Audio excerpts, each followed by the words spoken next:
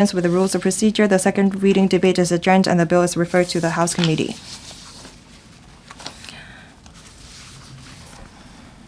Members' motion with no legislative effect.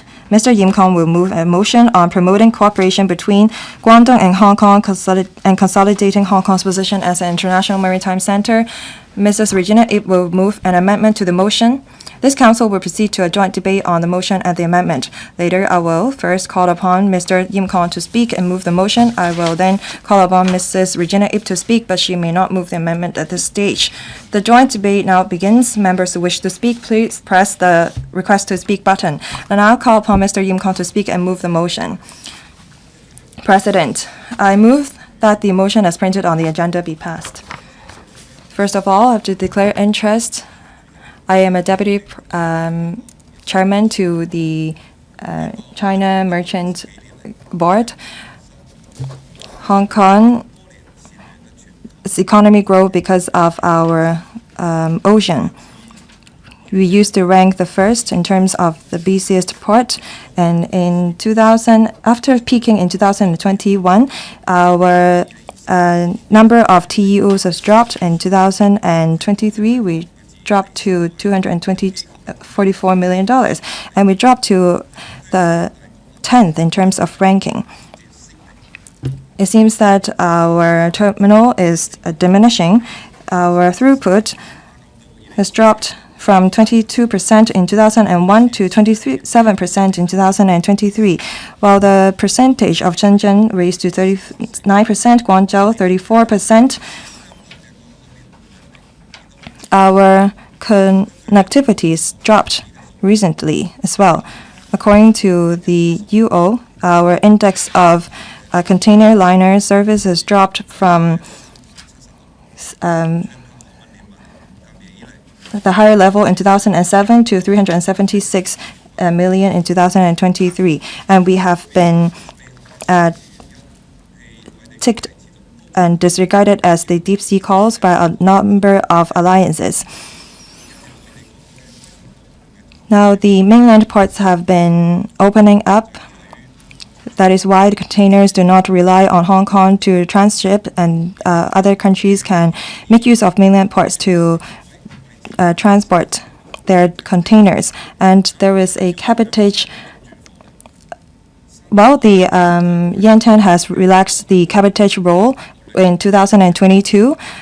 Now, their automation has taken over Hong Kong, and the mainland make use of subsidy policy to drive their growth of their port.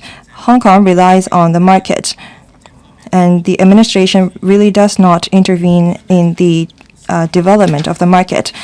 Singaporean and the mainland provincial governments assist in the development of the port. Since 1964, the Singapore established a board to coordinate port development. In recent years, the Singapore also developed their port ecology or ecosystem, and they want to achieve the highest throughput of 60 million TEU in 2060.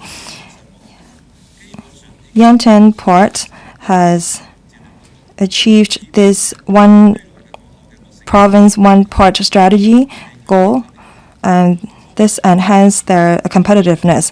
However, for Hong Kong, we are faced with intense competition. We lag behind in terms of automation, and we have an aging workforce. With COVID, more and more ports are making use of mainland ports to transship their containers. Ship maintenance and repairs become a sunset sector. And our clock towers has aged. Last year, we promulgated the action plan on maritime and port development strategy. There's no mention on developing a new port in Hong Kong. We cannot be complacent, because otherwise we will lag behind and we cannot meet the challenges. Some people say that we should learn from London to focus on high value added services. However, Hong Kong is different from London.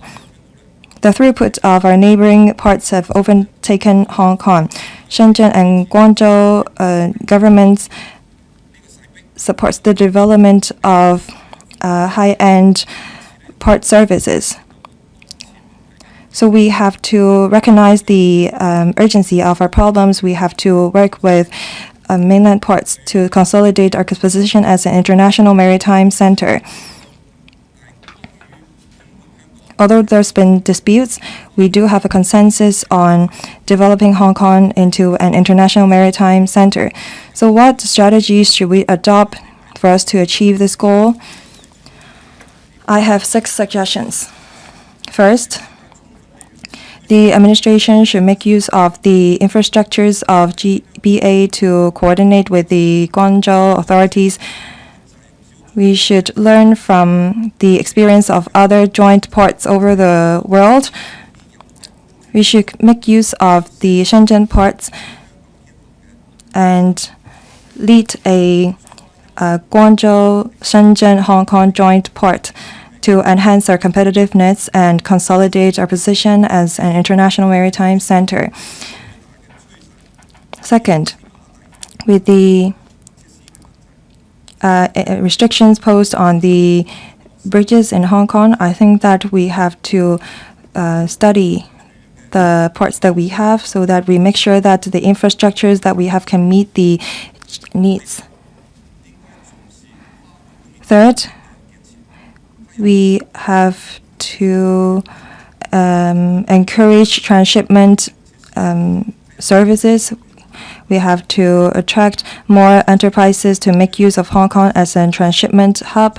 We should also work with other mainland authorities, encourage them to dispense with their subsidy scheme to create a more level playing field. Fourth, with the aging workforce and lack of manpower, we should enhance automation of port and container terminal to enhance their capacities, and also we have to train maritime talents and introduce manpower. Fifth, on Pearl River Delta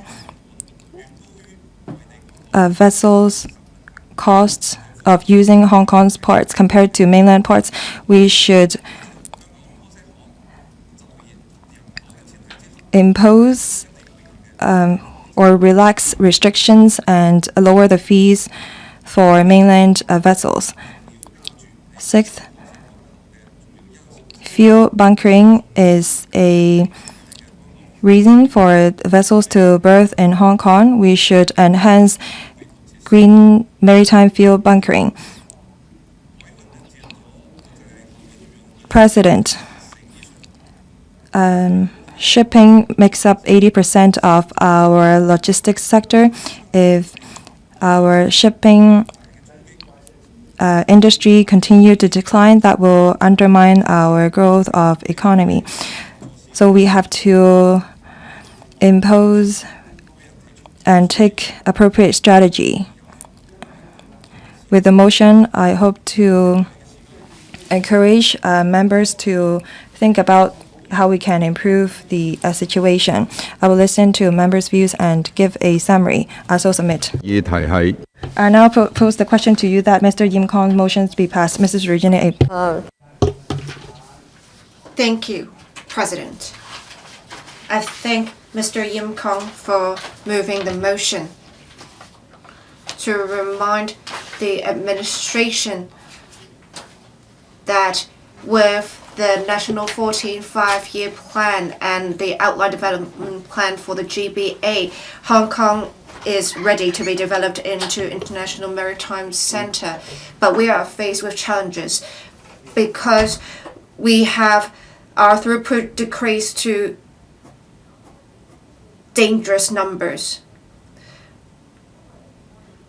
The Secretary may say it's still over 10, but then it's not enough. If we look at an economic study, they have issued a report. They have issued a report on leading maritime cities of the world. Hong Kong ranks 12th. in that ranking. So the study is not just about the container throughput. They look at 5 factors. 1, vessels, maritime, finance and laws, the use of technologies, the port logistics, as well as competitiveness and attractiveness. For these 5 factors, the use of technologies, digitalization, and the use of green fuel, we are lagging behind. I understand the administration is going to introduce legislative amendments to promote the use of green fuel, but we are lagging behind. For attractiveness and competitiveness, this is an area that we are lagging behind as well. Because we are very far from the sources of cargo and we charge high fees. These are problems that we have to resolve. Mr. Yim Kong talked about the competitiveness issues that we face, so I will not go into the details. The action plan on maritime and port development strategy has good direction, but this is not enough. There are things that the government can control. We are faced with another difficult problem. The costs of our ports are the highest in the world. But the 4 operators are all private companies. Unlike Singapore, they have a specific port authority. As Mr. Yim said, the cost for only putting cargo near the ship would be prohibitive enough. Another factor that is challenging for us is that there are several alliances. There is one Ocean Alliance. There is also the Alliance. There's also a Gemini Alliance. These 3 major alliances have plans to not allow their ships to come to Hong Kong due to geopolitical factors.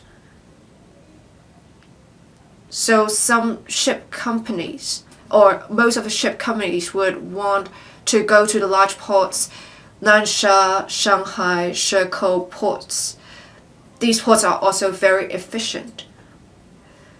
Hong Kong is often said to be a catch-up port, and we are making cargo transshipment very quickly, so we have an advantage to provide transshipment for fresh products.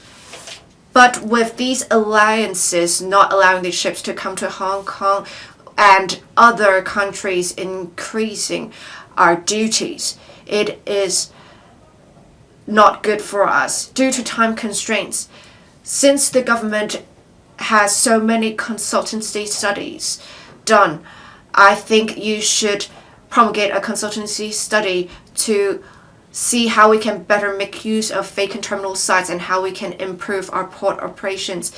We have in 2047 the leases for such land that is going to be expired. So we need to think about how we can upgrade and restructure such facilities. Perhaps we should also set up a specific port authority to see how we can enhance our long-term competitiveness. Thank you. Secretary for Transport and Logistics. Deputy President, I am most grateful to Mr. Yim Kong for moving the motion and Mrs. Regina IP for her amendment. The debate allows us to hear members' views and suggestions on the important topic of consolidating Hong Kong's position as an international maritime centre. Mr. Yim Kong proposes in his motion that the SAR government should actively promote positive cooperation among the major ports of Guangdong and Hong Kong so as to consolidate Hong Kong's position as an international maritime centre. The Hong Kong SAR government is in full agreement with this view.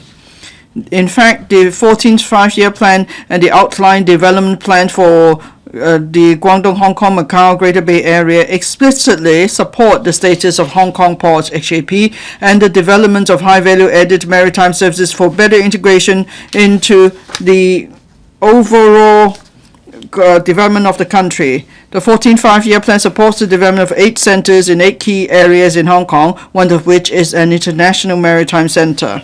With the support of the country, Hong Kong will continue to capitalize on its unique advantages and strategic position in contributing to the high-quality development of the Greater Bay Area and the country as a whole. The Transport and Logistics Bureau, TLB, published the Action Plan on Maritime and Port Development Strategy on the 20th of December 2023. The Action Plan sets out 10 major strategies and 32 specific action measures in 4 directions to support the sustainable development of our maritime and port industries, enhance the long-term competitiveness of the industries, and consolidate and upgrade the status of Hong Kong as an international maritime center. To enhance the competitiveness of our port, we propose to focus on 3 aspects in the action plan, namely vessels, cargoes, and destinations. We will holistically attract cargoes from around the world to make use of HAP by developing Hong Kong into a high-quality green fuel bunkering center, promoting the development of a smart port, and strengthening collaboration with other ports and cities in Western Guangdong and GBA.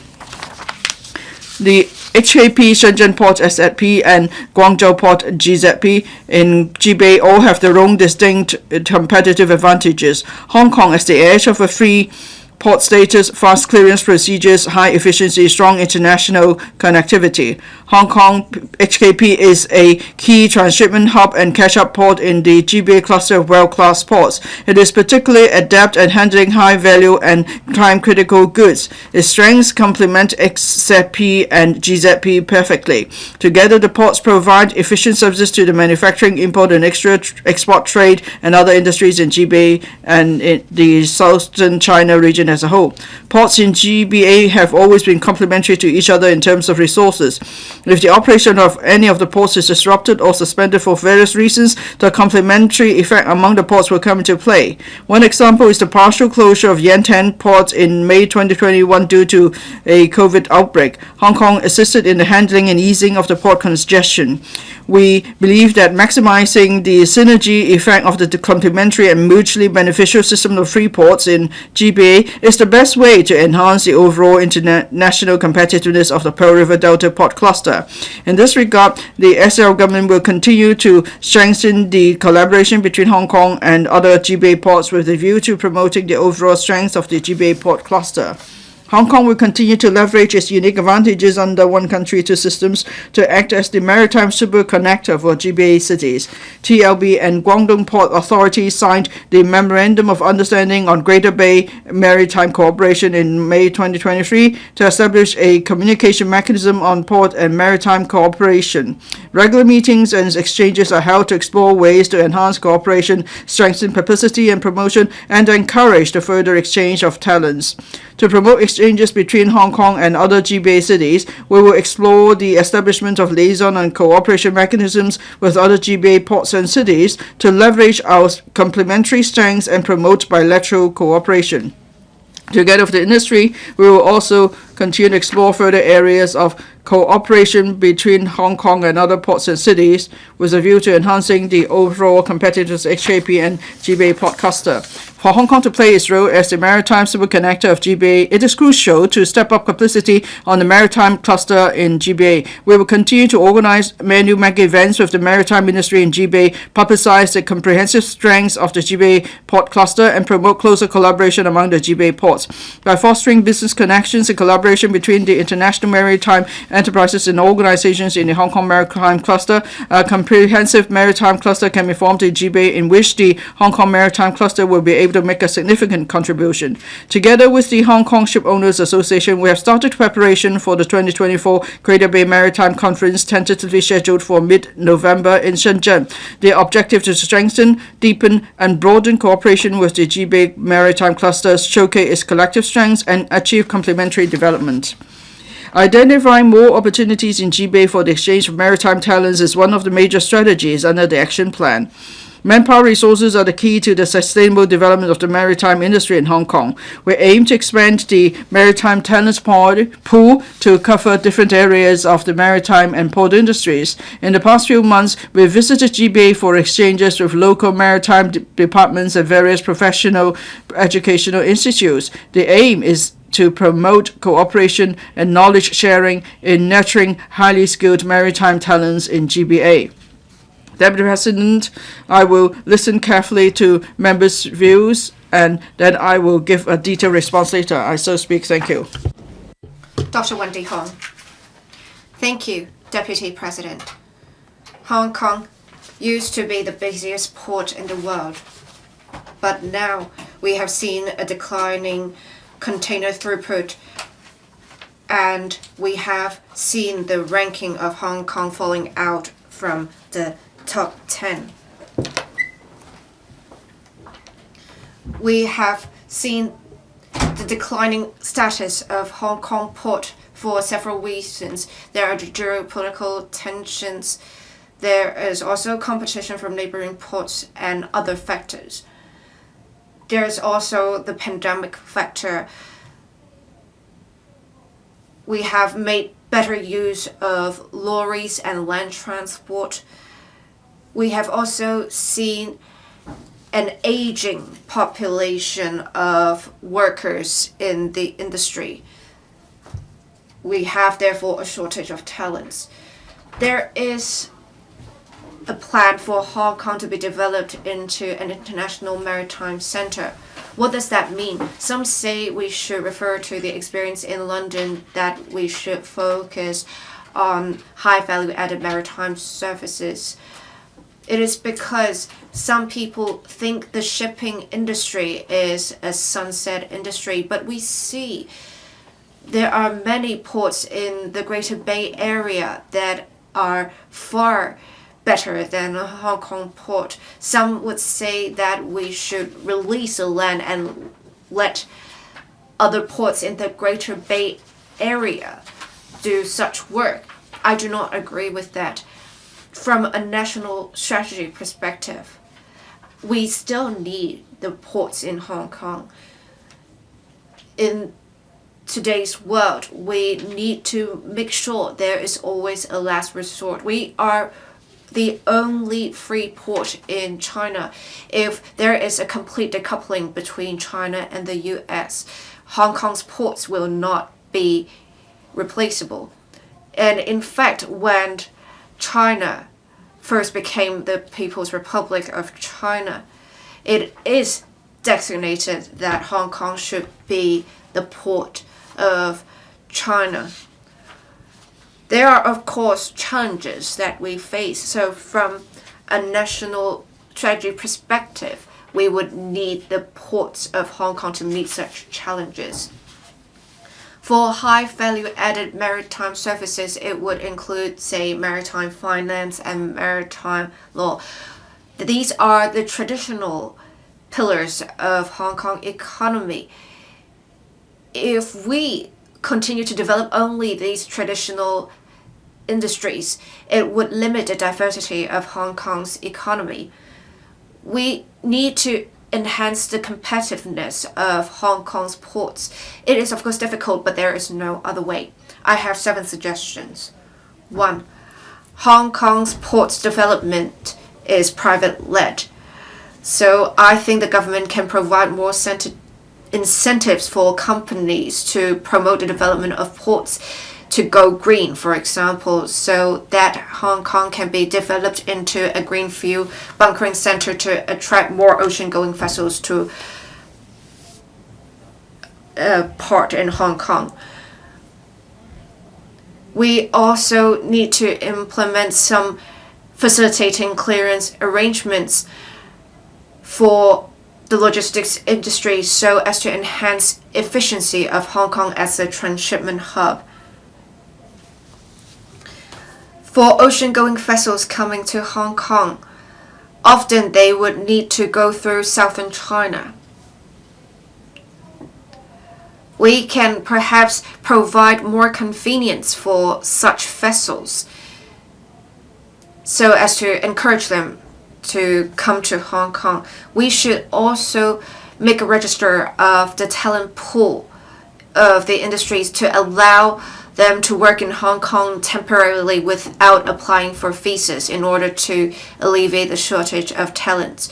We still also have some traditional roots in certain regions such as Southeast Asia and South America. I think we should continue to promote such routes.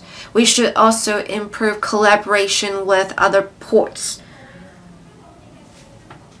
Hong Kong is Hong Kong because it has a port, because it has that name in Chinese. Your time is up, Dr. Wendy Hong. Mr. Benson, look.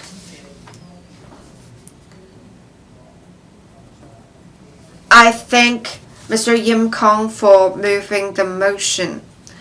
I also thank Mrs. Regina IP for proposing amendments to the motion. Hong Kong was one of the busiest ports for 11 consecutive years. We were ranked first in the world in terms of container throughput. Due to various factors, according to the government's figures, since 2018, the container throughput of Hong Kong has been decreasing. In 2023, the container throughput, it is 14.4 million TEUs. It is a 30% decrease from the year before. According to the ranking of 100 most busiest ports of the world, we rank the 9th. According to other rankings, we are not even in the top 10. But we cannot even compete with the ports in Shanghai, Shandong, Qingdao, and so on. It is really regrettable. We face multiple challenges. There are 4 in particular. With the port development in Hong Kong, there is no coordination. Their efforts are scattered. Therefore, there is homogeneous competition between Hong Kong and neighboring ports. There are also land issues in Hong Kong, so we cannot expand the operations of ports. We have also failed to resume brownfield sites near the ports to make good use of the land. We therefore do not have ancillary facilities for the ports in place. We are also quite slow in promoting the smart development of ports compared to neighboring ports. We, of course, still have our advantages for Hong Kong to be developed into an international maritime center. The outline development plan has encourage Hong Kong to consolidate its position as an international maritime center to provide maritime insurance, finance, and legal services. We do have our advantages in these regards. We also have highly efficient logistics services and cross-boundary infrastructure. We need to think about how we can make good use of our advantages. I have 3 suggestions for this. For the ports in Hong Kong and other cities in the Greater Bay Area, we have in total 17 million TEUs in container throughput. We have the advantage of being located in the southern part of China. If we can coordinate with neighboring ports, we can enhance our competitiveness significantly. We should work with the Guangdong provincial government to see how we can work with neighboring cities to become combined ports, to provide more incentives and to rationalize our routes in order to decrease the costs of operations. We should also work with port operators in Hong Kong to upgrade the facilities and introduce smart systems to decrease the costs and enhance efficiency and competitiveness. We must catch up as soon as possible to promote smart development of ports. We should also refer to the other ports experience, such as the port in Shanghai, to make sure there is proper collaboration and to see how we can improve facilities and coordination with other ports in order to enhance competitiveness. We have our inherent advantages. With the country's support, we can provide more incentives to promote the provision of high value added maritime services and nurture the right talents for the provision of such services. I have all along been promoting ESG as well. So we should promote green, low carbon development of the industry. We should also make good use of green fuel. Time is up. Mr. Frankie Yik, President. With the rapid development of our neighboring port, our throughput has been declining consecutively, and our rank has been dropping recently.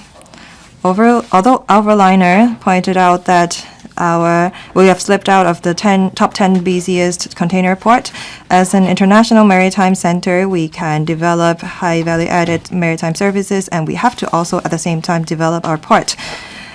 Maritime and port industry only take up 4% of our GDP. That is $1 billion. That is 2.1 of our total workforce. That is equivalent to 80,000 jobs. But it takes up, well, for the trade and logistics industry as a whole, it takes up 1/5 of our local GDP. We have an advantage position. We are at the center of Southeast Asia and is a point for vessels to ship their containers. With the site constraints, our container terminal cannot copy from our neighboring ports to go full automation. But through the alliance formed by port operators and the adoption of technology, our competitiveness have been enhancing recently. With our high efficiency of container processing, we are named the catch-up port. Under the one country, two system principle, we have a strategic advantage, and we are located at a very advantageous position. With the heightened geopolitical tension, we have to enhance our status as a entry port to contribute to our country's development. President, under the Greater Bay Area, we have 3 busiest ports in the world: Shenzhen Port, Shenzhen Port, Guangzhou Port, and so on. However, we are competing. To minimize the competition, I think that we should work with the neighboring ports so that we can complement each other and achieve a win-win situation. That is why, when I visited the mainland, I asked the central authorities to set up a dedicated workforce to coordinate the ports in the Greater Bay Area so that they can better coordinate. However, at the same time, the administration should enhance the competitiveness of our port. We support the action plan on maritime and port development strategy published last year. I hope that the government will take on board sectors' comments and set up a statutory body like the Airport Authority so that we can implement the strategies set out in the plan and formulate long-term plan on the port development. In the strategy, it is mentioned that we should continue to adopt technology to facilitate smart port development. We should also promote our port and increase our source market. The sector actually supports the strategies, but we have to expedite their implementation. To implement the carbon reduction goals of IMO and achieve carbon neutrality, a lot of vessels are making use of green fuel. There's a study saying that in 2036 there will be 100 vessels making use of methanol to fuel their vessels. It will go from 2% to 14%. In the coming 5 years, the demand of green methanol will go up to 4 million tons. So it shows that the demand for green methanol has been increasing, but in Hong Kong, the consultancy study on the relevant fuel will only be completed at the end of this year, and we only have 4 green methanol fuel bunkering stations in the world. We have a green methanol fuel bunkering station in the mainland, so we have the conditions to become a fuel bunkering center.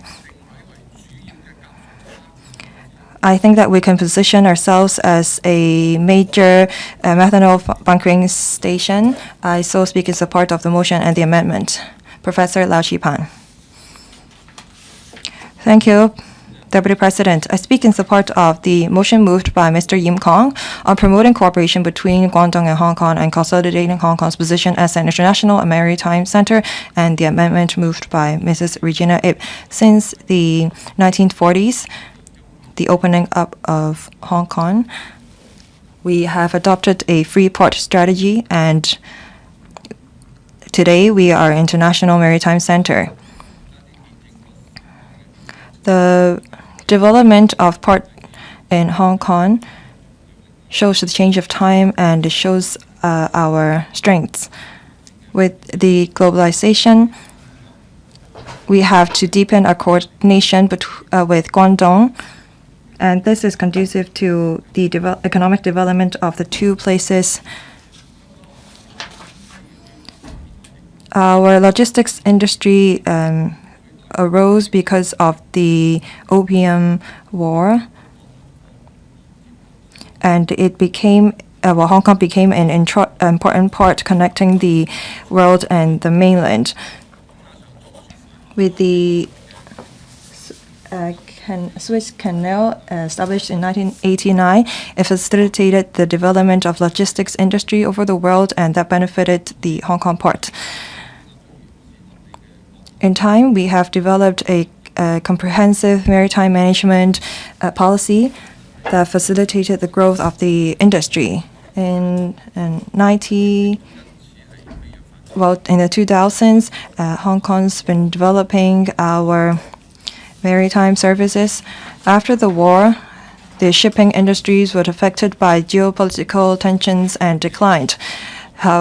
Luckily, in a few years' time, the shipping industry rebounded, and with the support and the opportunities posed by the opening up of our country in 1944, we became the busiest port in the world for 10 consecutive years.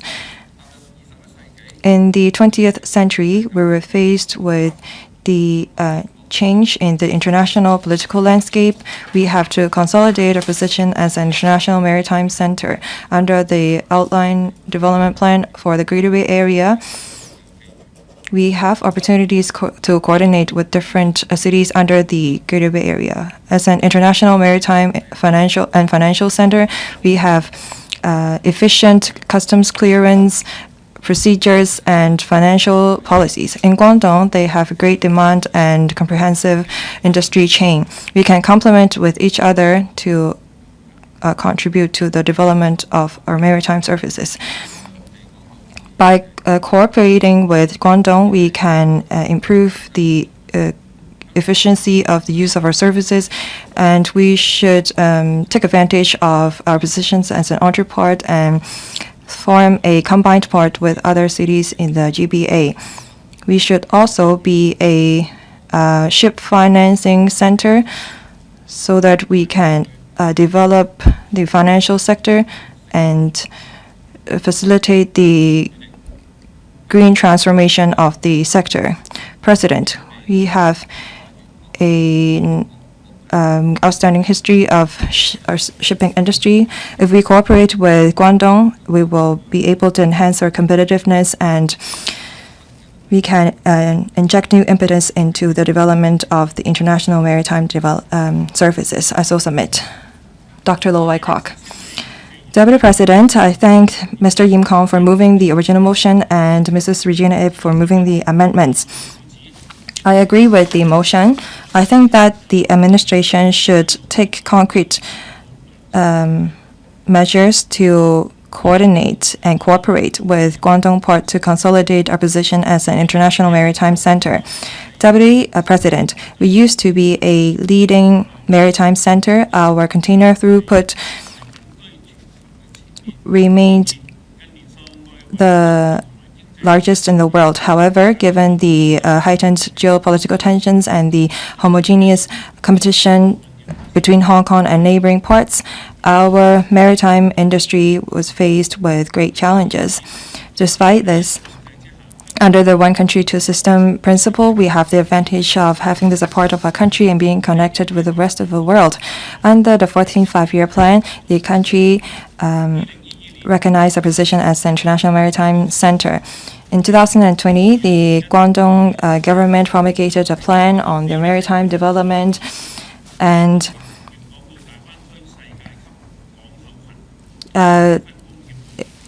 we facilitated the development of a combined port among Guangdong, Shenzhen, and Hong Kong so that we can develop a highly efficient port clusters.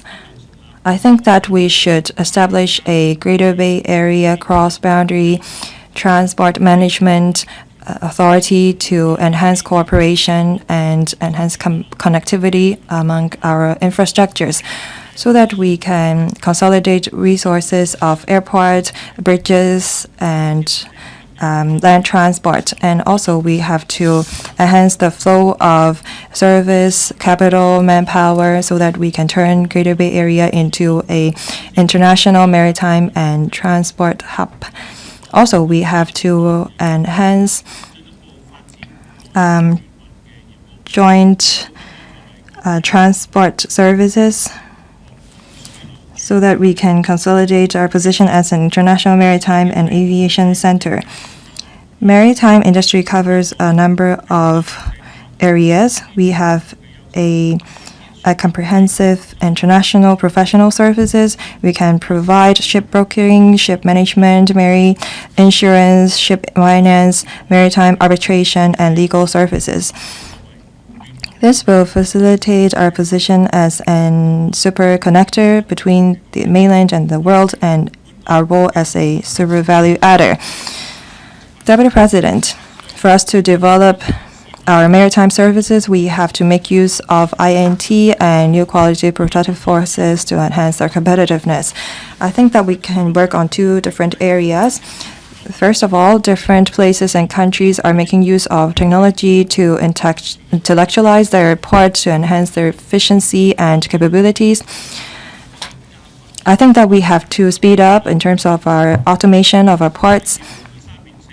In the 4th April 2023, the working group was established by the Hong Kong Maritime and Port Board to facilitate the digitalization and intellectualization of our ports, to promote the use of data sharing platform. But I think that we have to speed up so that Hong Kong can become a leading high-end maritime service market. Also, we have to promote the use of green fuel.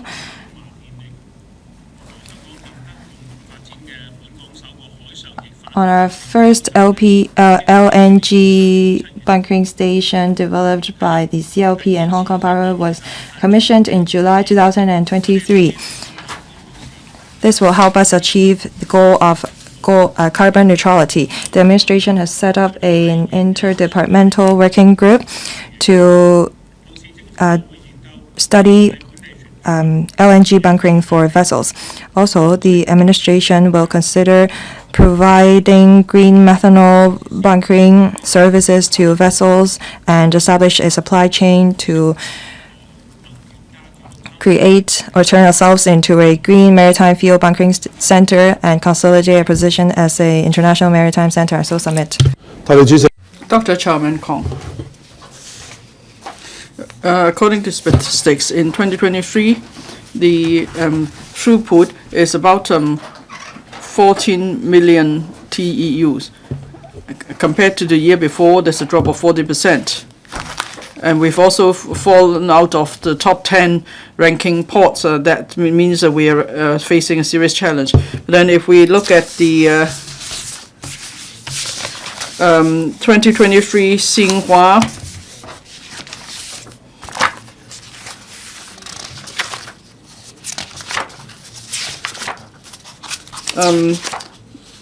the 2020 Xinhua Baltic International Shipping Centers Development Index report, Hong Kong is ranked 4th in the world. It shows that we are still competitive. And so trade and logistics industry remain the core industries of Hong Kong. And The maritime industry employs about 77,000 people in Hong Kong, 2.1% of our total employment. It also accounts for about 4.1% of our GDP. Trade and logistics have always been one of the 4 pillar industries in Hong Kong that provide the most jobs. In 2021, they hire over 600,000 employees. That's 16.6% of our total employment. I'm grateful to Mr. Yim Kong for moving the motion. I support his motion because the motion tells us that we must consolidate and enhance Hong Kong's status as an international maritime center. We need to preserve this core industry because that means protecting over 60,000 jobs for 600,000 jobs for 600,000 households. Now, there's a drop in throughput. There could be 2 reasons. And the trade, some in the trade say that there is unhealthy competition among ports nearby. There's price cutting. And second is geopolitics. Production lines are being moved out of the mainland to Southeast Asia or even the North America. So they export directly to the destination country. So it doesn't bode well for our maritime industry. And so the administration just published the action plan on port and maritime development strategy. It tries to map out a direction for the industry. We can see that among the top 10 container ports with the highest throughput, Shenzhen and Guangdong have already taken off 5th and 6th places. Some say that if there's the Hong Kong investors could actually invest in container facilities in the Greater Bay Area, we could then consolidate the resources in the area. And I suggest that the administration could consider, together with central authorities, on improving the division of work among the major ports in GBA. For example, the Kwai Chung the Kwai Chung Container Terminal, Shenzhen Container Terminal, and that is the Yantian and Nansha Terminal. There could be exchange of shares, so there won't be unhealthy competition that will bode well for the long-term and sustainable development of the industry. Now, there may be challenges, but then that means there are also opportunities. It's about leveraging on the advantages of GBA. We may make use of the infrastructure in the area and also we should provide even more convenient clearance procedures. Now, we've talked much about the Hong Kong-Macau Bridge. The traveling time has been reduced from 70 minutes to 45 minutes. And then we also have the intermodal transport arrangement that will help to promote the development of our ports in Hong Kong. And I would suggest that we have to consider co-location of goods clearance. Then we could save time and cost. This will help to consolidate our status as an international maritime center. So we need to take it up with the mainland customs authorities as soon as possible. And then we must also learn from the experience on the mainland. We should give subsidy to some of the operators in the industry in installing the advanced systems. So we need to reduce costs and boost efficiency in the long run. Thank you. Ms. Chen Yip-Ming. Thank you. I speak in support of Mr. Yim Kong's motion to promote cooperation between Guangdong and Hong Kong and consolidating Hong Kong's position as an international maritime center. I also support the amendment put forward by Mrs. Regina IP. Now, the 14th five-year plan has confirmed Hong Kong's status as an international maritime center. And then last December, the administration published the action plan on maritime and port development strategy, so that so they could meet the long-term and sustainable development needs of the industry. But then we see declining container throughput in Hong Kong each year. There's intensifying competition in the region, And the statistics show that our container throughput has fallen out of the top 10 in the world. That deserves our attention. That means the SO government needs to do much more than it's been doing now. And I'd like to make two suggestions. First, we need to face up to the challenges and promote the upgrading of the industry. Now, because of geopolitics, there's been tension in the global supply chain. Port operating costs are high. They are backward in the use of technology, so we need to address all these issues. For Guangzhou, Nansha, or Qianhai in Shenzhen, their ports have strong policy support from the local governments. Of course, the administration structure on the mainland is not the same as Hong Kong. We need to explore and identify a suitable solution for us. But what is important is that we promote collaboration in GBA. And the government plays a crucial role there. Now we should promote the development of ports. There's need to upgrade both the software and hardware of our container terminals.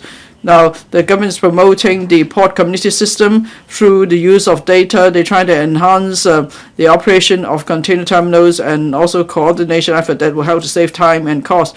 And then there's the International Logistics Development Management Center, and then we could build a one-stop platform that covers clearance, storage, warehousing, and so on. And then we could also enhance the competitiveness of our maritime industry. The second suggestion is high-value added development of the industry. There are 3 strategies in the action plan to promote high value added development, tax duty relief, in promoting maritime arbitration services, and so on. Now, the government has introduced a series of tax concessions to bring in international enterprises to come to set up offices in Hong Kong. There will for the BIMCO. BIMCO is already listed Hong Kong as one of the 4 arbitration seats in maritime disputes. So that shows that Hong Kong plays an important role in international maritime mediation. Now we have about 100 arbitration cases, and we fall far short of the number in London. But still, this will help to promote the development of our international legal dispute resolution center. And then Hong Kong State is positioned as the international maritime center, so the government should pile in more resources to promote our maritime arbitration services. And then people learn more about services, and they will come to adapt that. They will come to take Hong Kong as the arbitration center for GBA and maritime disputes. Thank you. Ms. Carmen Ken. Thank you. I thank Mr. Yim Kong for moving the motion and Mrs. Regina for moving her amendment. Now, Hong Kong has been ranked number 1 in container throughput for a number of years, but then time has changed because of geopolitical tensions and other issues. So we need to seize the opportunity to speed up our development of Hong Kong into an international maritime center, and then we need to rely on, leverage on GBA development to achieve this goal. I have 3 suggestions to the government. First, there should be better collaboration among the sectors. Now, for International Maritime Center, we look at the comprehensive performance. And for the 2023 the Xinhua Baltic International Shipping Centers Development Index report, Hong Kong is ranked 4th in the world. In 2022, BIMCO lists Hong Kong as one of the 4 arbitration seats on maritime disputes. And then Hong Kong also has the advantages of fast clearance procedures, high efficiency, and good business environment. So we need to maximize these advantages. The TLB, Customs, Department of Justice must all work together. I think we should set up a separate, dedicated port authority. And secondly, we need to make better use of electronic documentation to promote the development of the maritime trade. Now, Hong Kong is to become a smart green port. So for local vessels and ocean-going vessels, we should consider the feasibility of green bunkering, and then Hong Kong could become an international green bunkering hub. Now, to have a smart port, there has to be electronic trading. So we need to promote paperless documentation and transfer of legal effect of documents. Now, there is a certain model law in electronic transferable records that provides a legal framework. As at May 2024, this model law is adopted by 9 jurisdictions, but Hong Kong has not yet adopted the model law. I hope the CDB and the Department of Justice will proactively enhance the legal framework for electronic documentation. That's to meet the needs of paperless commerce and blockchain development.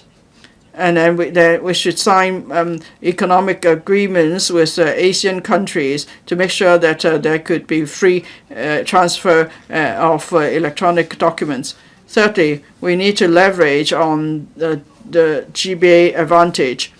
The GBA Outline Development Plan promotes supports the enhancement of the international competitiveness of the Pearl River Delta Port Cluster, so that there could be synergy effect as the ports complement each other. So there should be a liaison and mechanism and cooperation mechanism to be set up, and then we could adjust different policies where there's and then we could put in place a level playing field for complementary competition.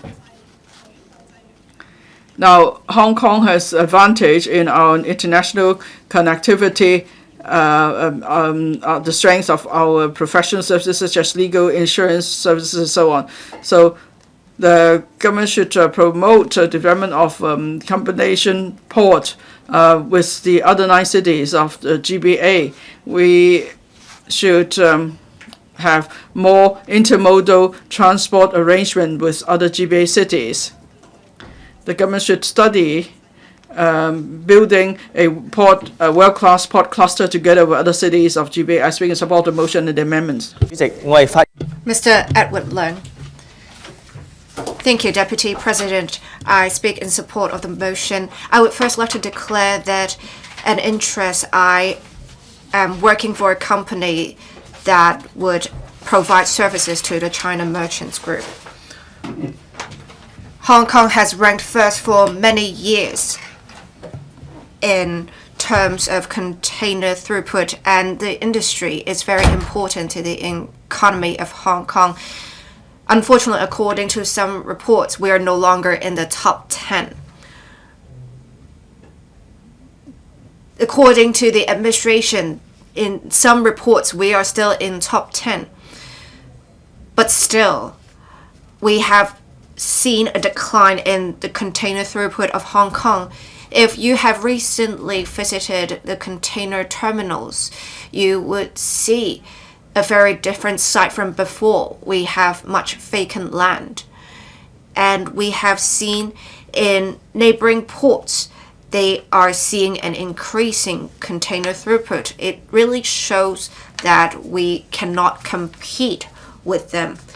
So we need to do more to consolidate our status as an international maritime center, as said in the outline development plan for the GBA and the National 14 5-year plan.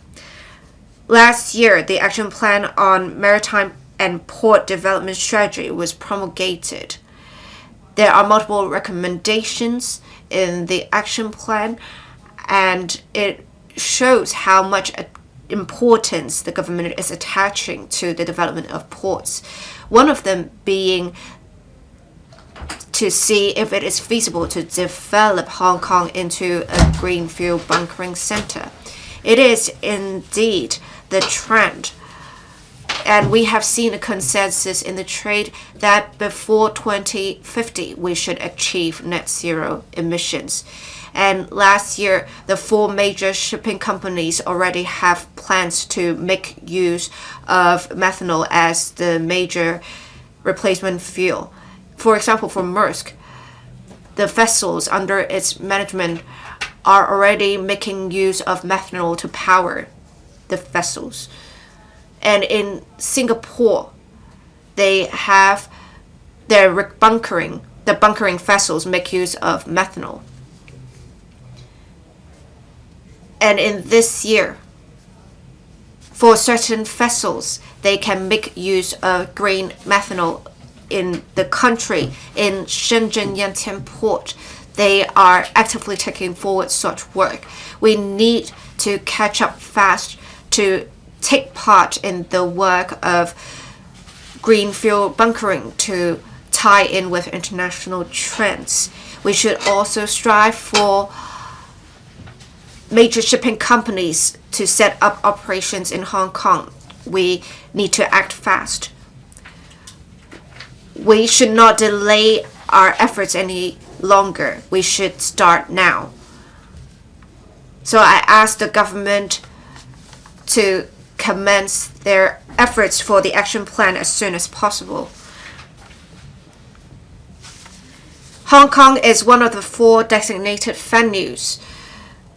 arbitration venues of BIMCO. We do have our advantages in this regard. So it may be the case that the ports in the mainland would be able to have the costs lowered, but we, as a designated arbitration venue, have our advantages. We need to see how we can make good use of such advantages. The Victoria River Harbor is very deep. So we have been studying back in school how we can develop our maritime industry for long. I hope the government will take a serious attitude to find a new positioning for Hong Kong to develop Hong Kong into an international maritime center, so that people can still study such in their future studies instead of just looking at their history textbooks and find out that is the case. Thank you, Mr. Chen Su-hong. Thank you. I thank Mr. Yim Kong for moving the motion and Mrs. Regina IP for proposing amendments to the motion. According to CNSD's figures, in 2023, the container throughput in Hong Kong is 14.4 million TEUs. And according to the study of the maritime trade, Hong Kong is no longer in the top 10. We are now ranked the 11th. And the Secretary for Transport and Logistics said that according to the Lloyd's list, it is said that in 2023, Hong Kong's container throughput would rank the 10th, which is one place lower than that of 2022. No matter which ranking it is, if we look at the container throughput, back then we had a 20 million container throughput. We are seeing a much lower figure now. In order to consolidate our status as an international maritime center, as said in the National 14 5-year plan and outlined development plan for the development of the GBA, we need to do more. The Transport and Logistics Bureau has issued a publication to say that in order to develop Hong Kong into an international maritime center, we need more support from the trade. We need more shipping companies to set up operations in Hong Kong. However, we face competition not only from Singapore or other overseas ports. We face fierce competition from mainland ports as well. We have seen rapid development of mainland ports. They have large spaces, they have no shortage of talents, their operations are very efficient. They have also relaxed the relevant rules and have put in place support measures. Many vessels would now stop at Shanghai, Guangzhou, and other ports. And they have seen their rankings climbing. Rather than thinking about rankings, we should think about promoting collaboration with mainland ports. We have a port development plan of the Guangzhou province between 2021 and 2035 that there should be a macro perspective that is employed to develop a port cluster. And in 2025, Guangzhou Port and Shenzhen Port should be constructed into first-class international ports. And we will have a port cluster in the Greater Bay Area in May 2023. The agreement that was signed would be a good start. Hong Kong should continue to seek active collaboration with other ports in the mainland to construct a port cluster in the Greater Bay Area. Deputy President, I'm glad to see the action plan being promulgated last year because it will help create a brand of maritime services for Hong Kong. There are 4 directions promulgated in the action plan and 32 recommendations to be implemented.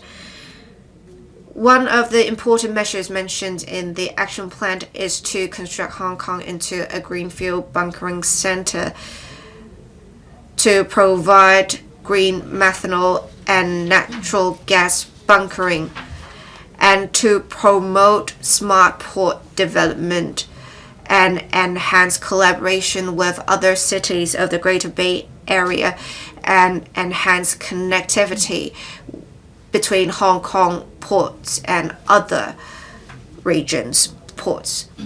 We should make good use of our advantages to provide high value-added maritime services, including maritime finance, insurance, legal services, as well as shipping registration and green shipping services to construct Hong Kong into something like London that will provide high value-added maritime services. Thank you.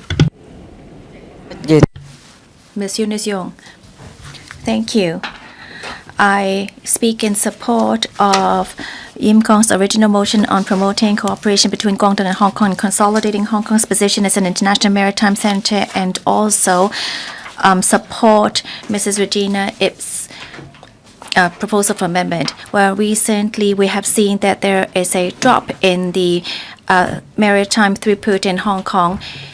In the latest plan, we have seen that there should be support for the sustainable development of Hong Kong as a maritime center. I believe that Mrs. Regina IP's amendment helps us to provide a comprehensive blueprint for Hong Kong's long-term planning. For example, to use technology to enhance competitiveness is very important. We need to look into how we can use AI, big data analytics to try to create a better environment as a maritime center. For example, to introduce sensors and real-time technology so as to reduce manpower and to use blockchain technology to simplify administrative procedures. This can actually help us adopt a more cost-effective approach and help us to enhance the environment to attract more companies to use Hong Kong as a hub.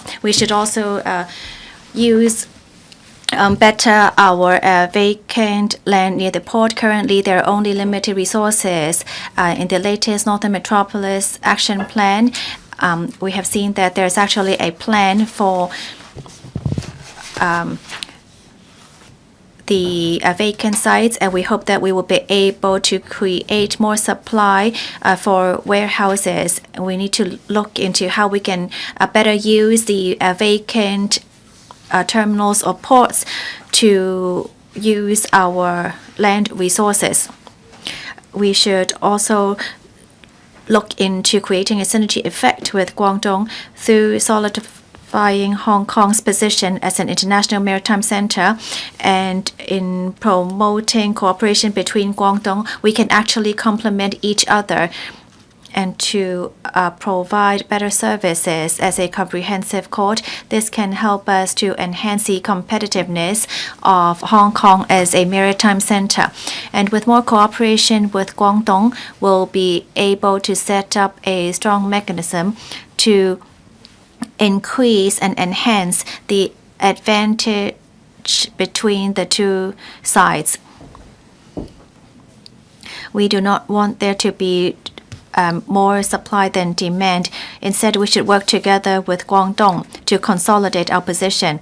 I also would like to emphasize that manpower is also very important in such cooperation. There is now higher demand for cross-disciplinary talents. We need to invest more in educational resources to encourage tertiary institutes to provide courses for maritime training, and also to provide hands-on training. In future, more emphasis would be placed on high-end maritime services. The throughput is still one of the highest indicators in competitiveness. If we look at Singapore's figures, and Hong Kong still needs to try to catch up to ensure that we're able to attract more vessels to come into our ports. We should adopt more strategies to use technology and nurture talents to consolidate our maritime hub as one of the four major pillars in our industry. I support YIM Kong's original motion and the amendments moved by Mrs. Regina IP. Thank you. Mr. Ronnie Chen, Deputy President. Hong Kong's maritime industry has a long history. Maritime logistics is one of our major pillars.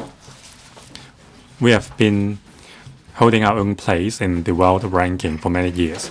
However, because of various developments in our neighboring places, we are outcompeted. Now we need to seek collaboration and also strengthen our own inherent strengths to consolidate our position.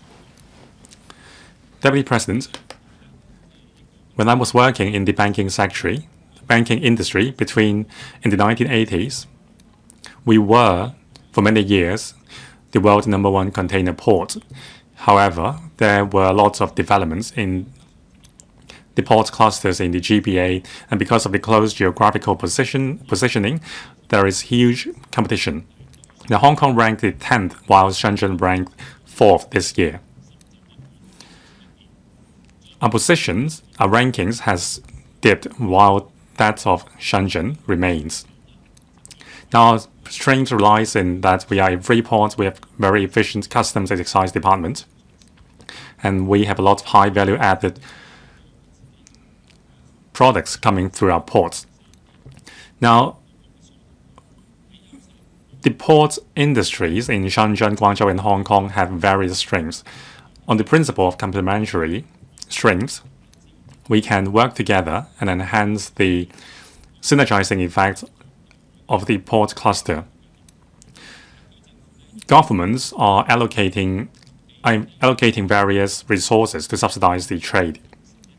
The Hong Kong SAR government must ensure that there is enough support for the local industry to help the local industry compete with the heavily subsidized industry in Shenzhen. Now, digitalization and intelligentization are the main trend of global development. Green and digitalization, digitalized development of ports are the focuses. The Action Plan on Maritime and Ports Development Strategy will develop Hong Kong into a green fuel bunkering center. We should encourage the ports industry to work with research and the research sectors to apply technologies like blockchain, big data analytics, and so on, and automation to enhance the efficiency of our ports industry and reduce risk. Multimodal logistics is one of the most efficient ways to transport goods. We have to leverage on the combined strengths of our land, air, and sea logistics power. Connectivity in the GBA has been improved. With the high-speed rail network expanding, we enjoy closer connectivity with the mainland. We are developing our airports and we are enhancing our connectivity with the world as well.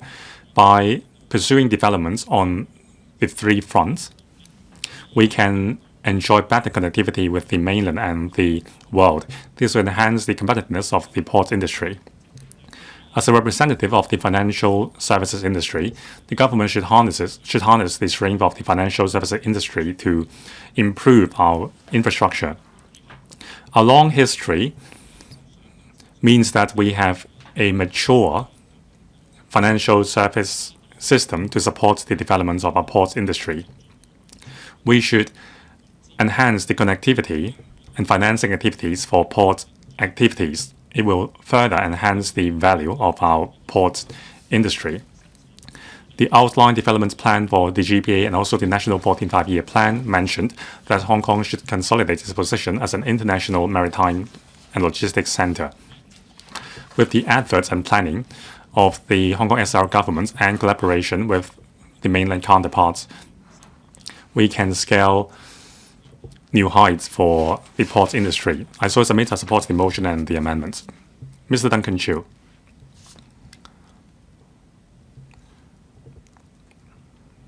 Deputy President, I speak in support of the motion moved by Mr. Yim Kong and Mrs Regina IP's amendment.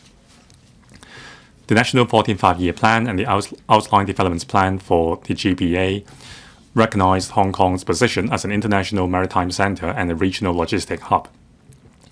Explicit support is given to Hong Kong for developing its high-value-added aviation and maritime logistic industries. Now, last year, the government announced the Action Plan on Maritime and Port Development Strategies. 8 directions and 24 strategies were set out. With the support of the country and the policy measures implemented by the government, Hong Kong will enjoy better and positive collaboration with other ports in the GBA, thus enhancing the continuity and sustainability of the high-quality developments of ports industry in the GBA. Our strength in the global logistics industry lies in our high-value-added and high-end maritime services. Now, to enhance the developments in the area, we need to further develop our high-value-added and high-end logistic industry.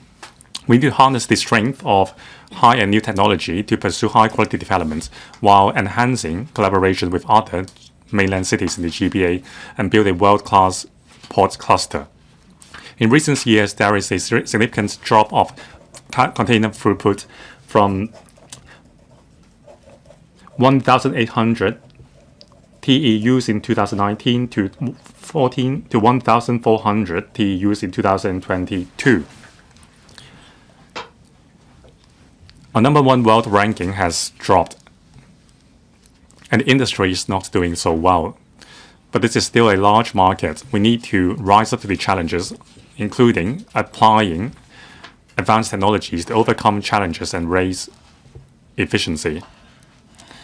Now, the Hong Kong, the Kwai Tsing terminal is the first port in the world to use remote-controlled robotic gantry cranes and automated container stacking system. All crane cabins have been installed with the technology. This helps reduce costs. Recently, mainland cities have been pursuing development of smart ports. In the last summer recess, many council members went to Qingdao to learn about the operation of the first smart stacking port. The entire process is automated. There is not a single worker to be seen. All the containers were stacked up by robots. Now, Shehou has improved its port in 2021. It has adopted technologies like blockchain and 5G and also green technology. Now, the Nansha port is the first automated port in the area. The latest IoT technology and 5G and AI technology were applied. Also, smart gantry cranes and smart stacking procedures were adopted. Subsidies were given to the port operators in the mainland. On the contrary, Hong Kong's port industry does not enjoy subsidies. Then compared with the Yangtze River Delta area, for example, Wuhu, a port in Anhui and Nanjing ports and other ports, there is a clear division of labor and collaboration among those ports. Goods from the world would be assigned to various ports for importing and exporting, depending on the categories. Now, it gives rise to the world-class port cluster in the Yangtze River Delta.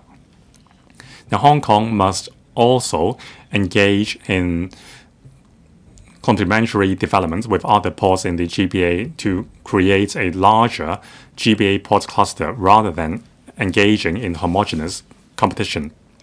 To achieve this goal, we must play our role under the one country, two systems as a superconnector. With our robust legal system and also our international financial service industry and international arbitration industry, we can play a key role to drive a change in the industry in the GBA. Now, the industry involves a large volume of data. We must ensure data security. Policy measures should be implemented to ensure that there is free and secure flow of data in the GBA. I so submit. Mr. Robert Lee. Thank you, Deputy President. I speak in support of the motion moved by Mr. Yim Kong and the amendment moved by Mrs. Regina IP. The National 14th Five-Year Plan gives explicit support for Hong Kong to become an international logistics and maritime center. I suggest the government works on 3 areas, including consolidating resources, opening new markets, and utilizing the strength of our financial markets to help the industry to transform and upgrade. Ports and maritime industry is our key economic pillar. It accounts for 4.1% of our GDP and creates some 78,000 jobs, accounting for 2.1% of the total labor force. Now, with enhanced competition, the government promulgated the Action Plan on Maritime and Port Development Strategy. It takes the perspectives of vessels, destinations, and goods to support the sustainable development of the port industry. Now, the following are my suggestions. On resource consolidation, there are lots of free trade pilot zones in coastal cities in the mainland. They are our competitors. However, under the National 14th Five-Year Plan, the central government supports Hong Kong in developing our high-end logistics industry for serving the mainland businesses. And also, the Shenzhen and Guangzhou ports will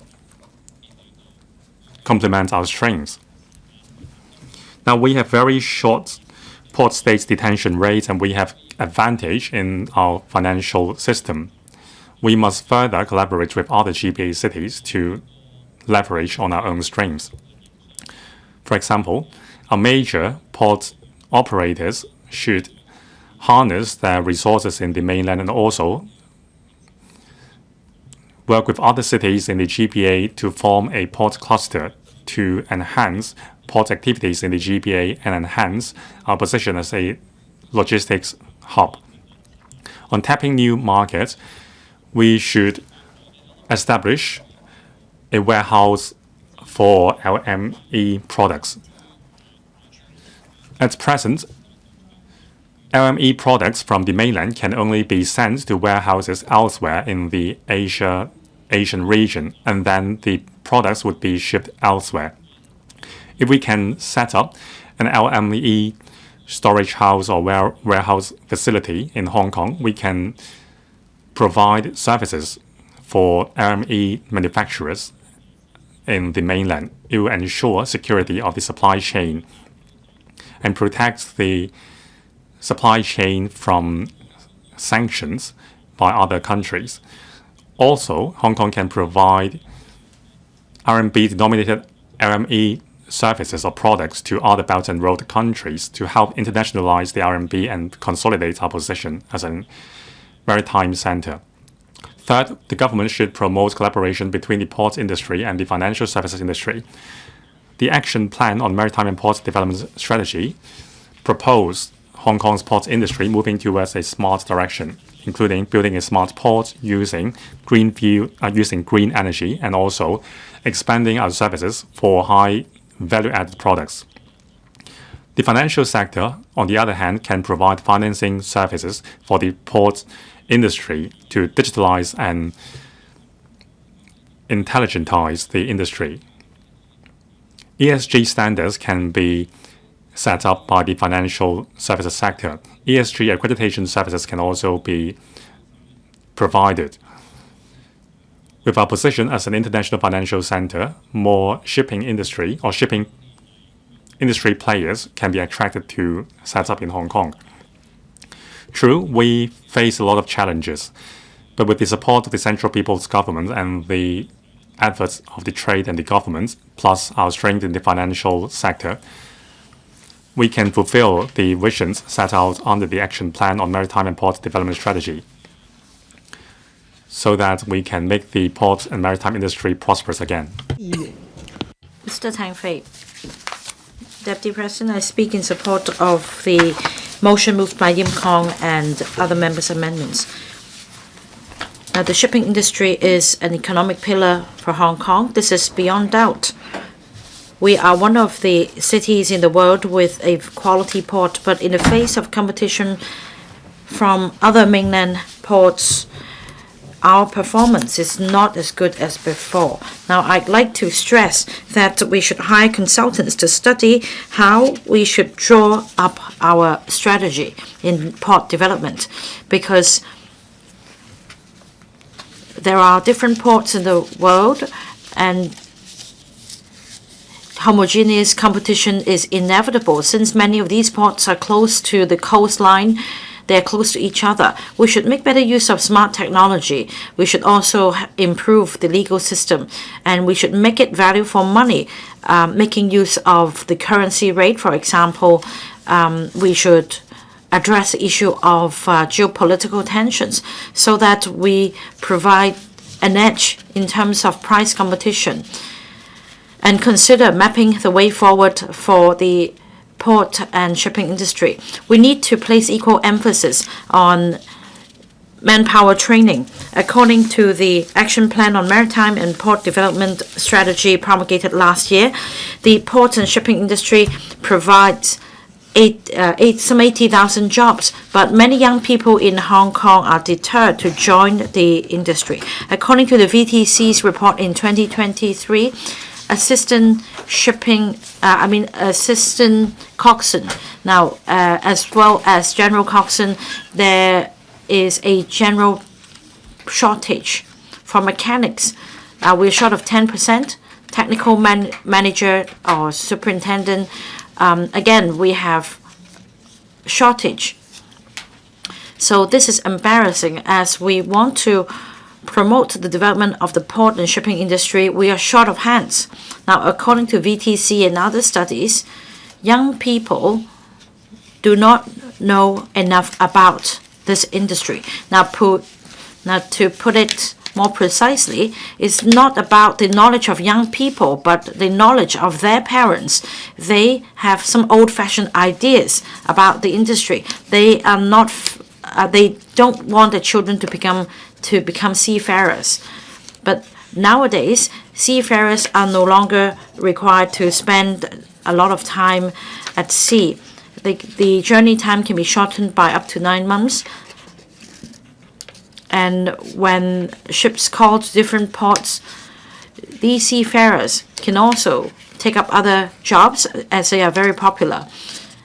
And the support services provided by these ports can no longer compare with the services provided before. So these parents have some really old-fashioned ideas about the ports and the shipping industry. Nowadays, they use smart technology. There are also fully automated ports that can provide services to the vessels and the personnel on board.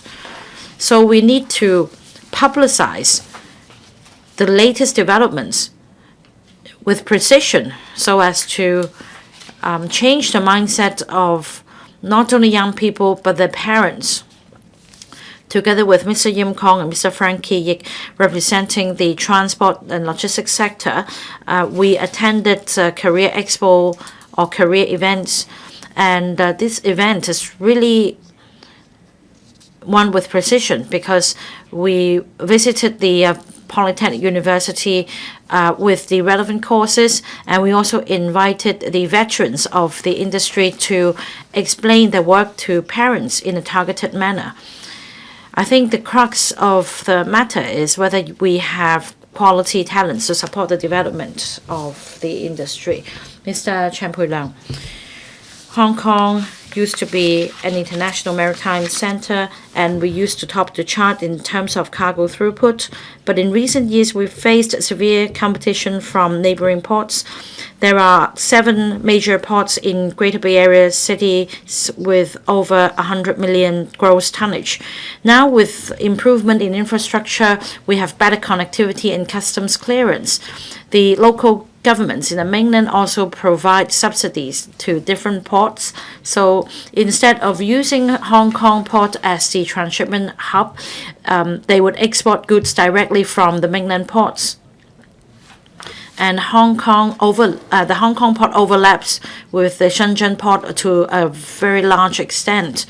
So it's hard for Hong Kong in the face of this competition.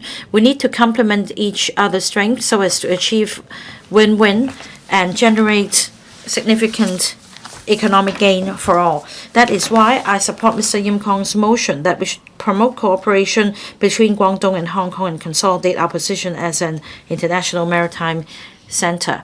Now, there are 6 important ports in Tokyo Bay, and that's one of the examples that I can tell you around the world. With consolidated efforts, they can reduce competition and enhance efficiency. The Secretary recently visited Tokyo, leading a delegation of representatives of the Hong Kong Maritime and Port Board. I hope that the Secretary will learn this lesson from Tokyo Bay so that we can also take forward consolidation and cooperation with neighboring ports to enhance the overall competitiveness and efficiency. Now, if we build a port cluster, we can also promote smart port operations. Yantian, Nansha, Shekou ports, they have deployed technology to make the ports smart and automated. Hong Kong is lagging behind. The practitioners in the industry are aging. It is imperative for us to modernize our port operations. We should make better use of 5G, AI, IoT to enhance the efficiency and management of port operations. In order to bolster our status as an international shipping center, we need to do more. We still enjoy advantages in terms of hardware because we provide diversified high value added maritime services, and these professional services cover ship leasing, financing, arbitration, legal services, etc. These are the important services to help make Hong Kong a high quality or high value added maritime center in the region. On this note, I'd like to talk about marine insurance. Hong Kong is the 2nd largest marine insurance center in the world. Marine insurance is important in making Hong Kong an international maritime center. However, we do not have sufficient specialized courses specialized in marine insurance. We have a talent list, but not many talents come to Hong Kong under this talent list, which who are specialized in marine insurance.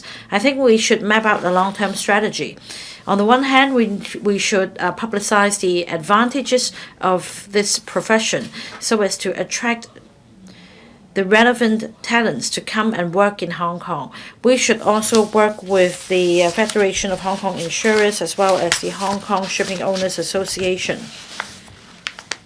Together, we should engage more education institutions in Hong Kong to run courses in order to train talents for the maritime industry and raise our profile as an international maritime center. Deputy President, I so submit I support Mr. Yim Kong's motion and Mrs. Regina Ip's amendment. Mr. Holden Chow.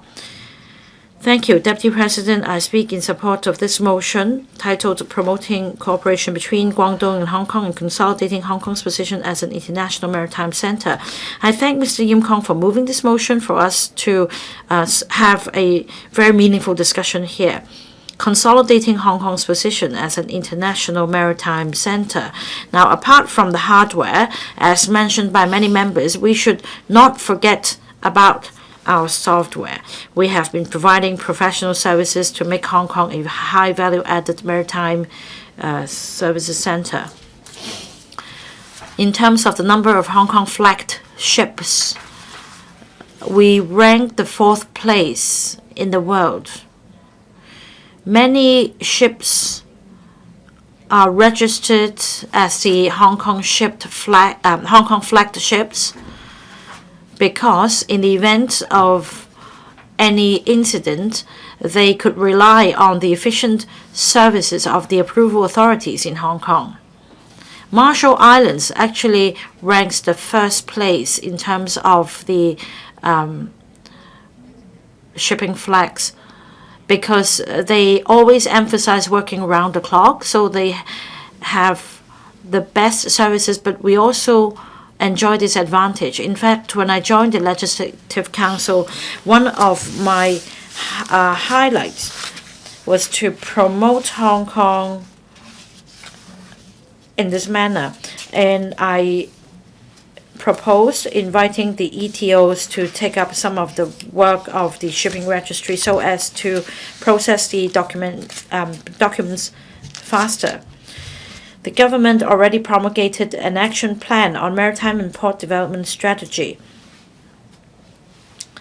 Deputy President, I'd like to highlight a couple of points for our discussion purpose. The action plan makes it clear that in terms of global ship leasing, insurance, maritime arbitration, we should do our utmost to make sure that these things could happen in Hong Kong so as to drive the high value-added development of the industry. London is doing very well in this regard because London has this high value-added cluster. It houses a headquarters for maritime arbitration, and it's also the host country of a number of maritime organizations.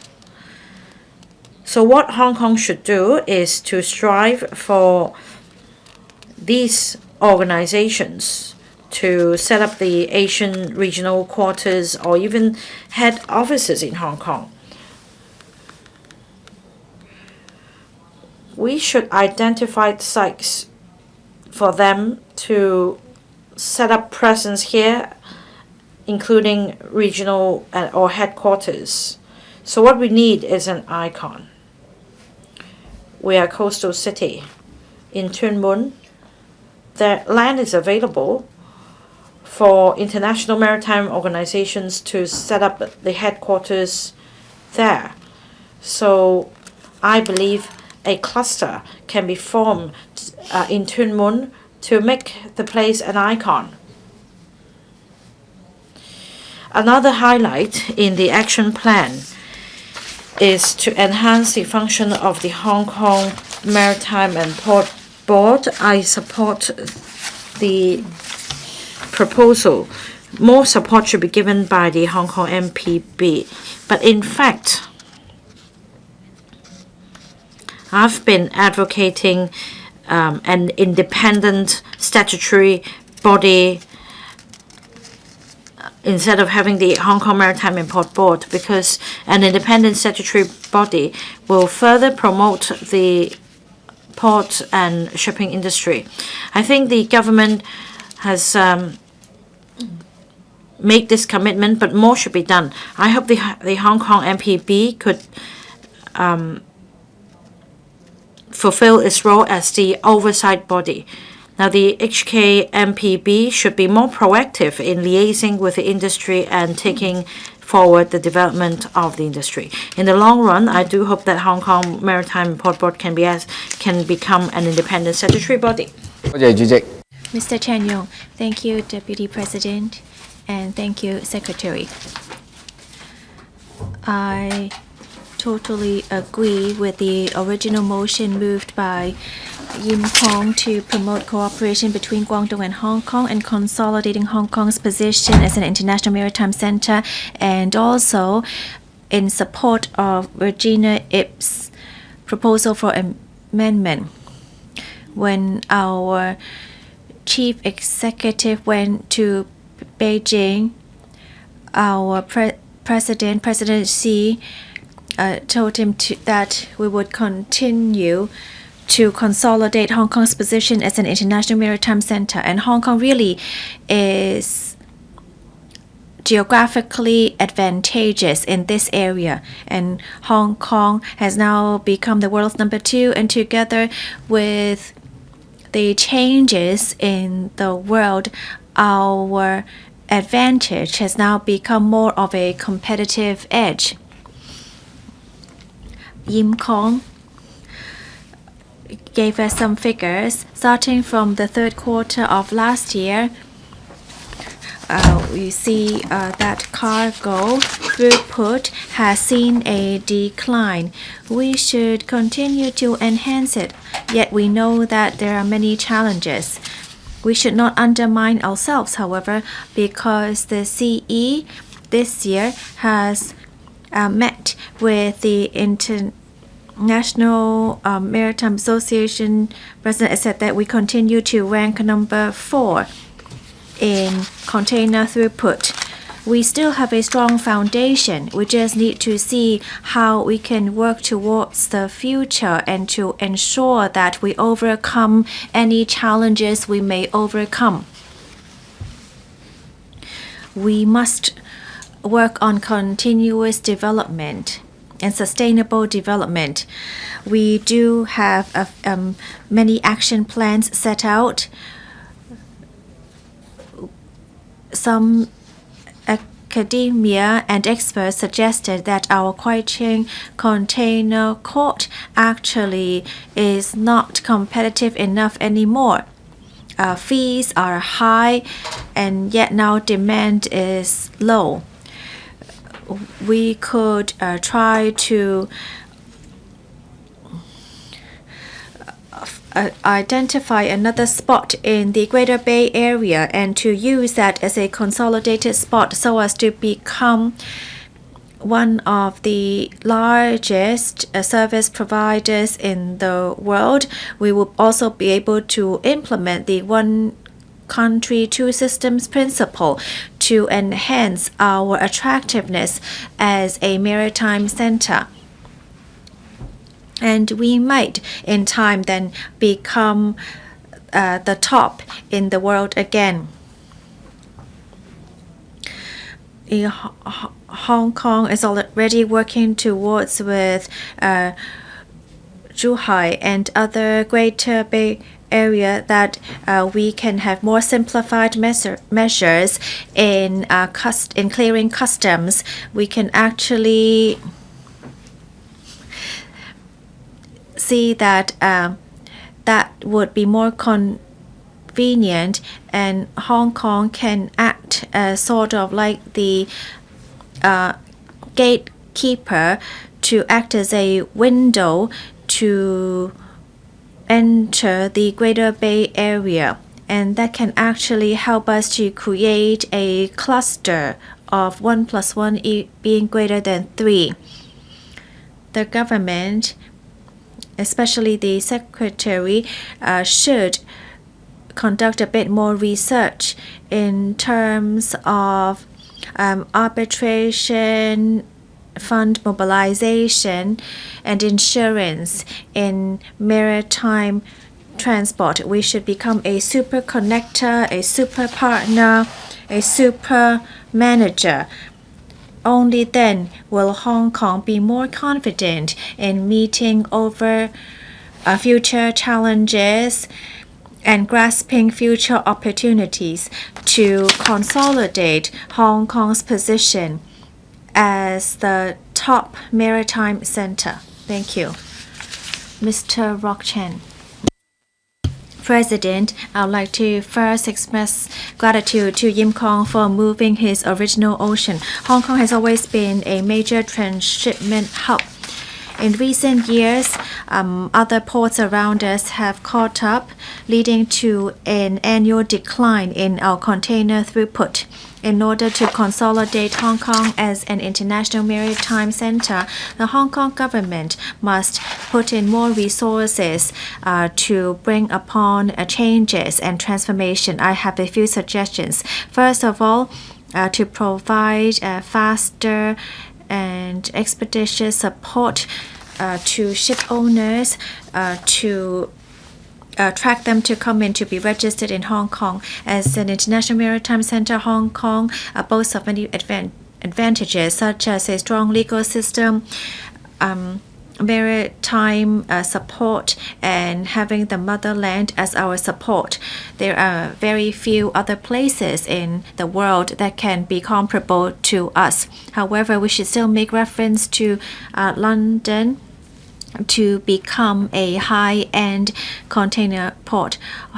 The London port nowadays do not have a container port, yet it is still a major maritime center working on shipping brokerage and container insurance.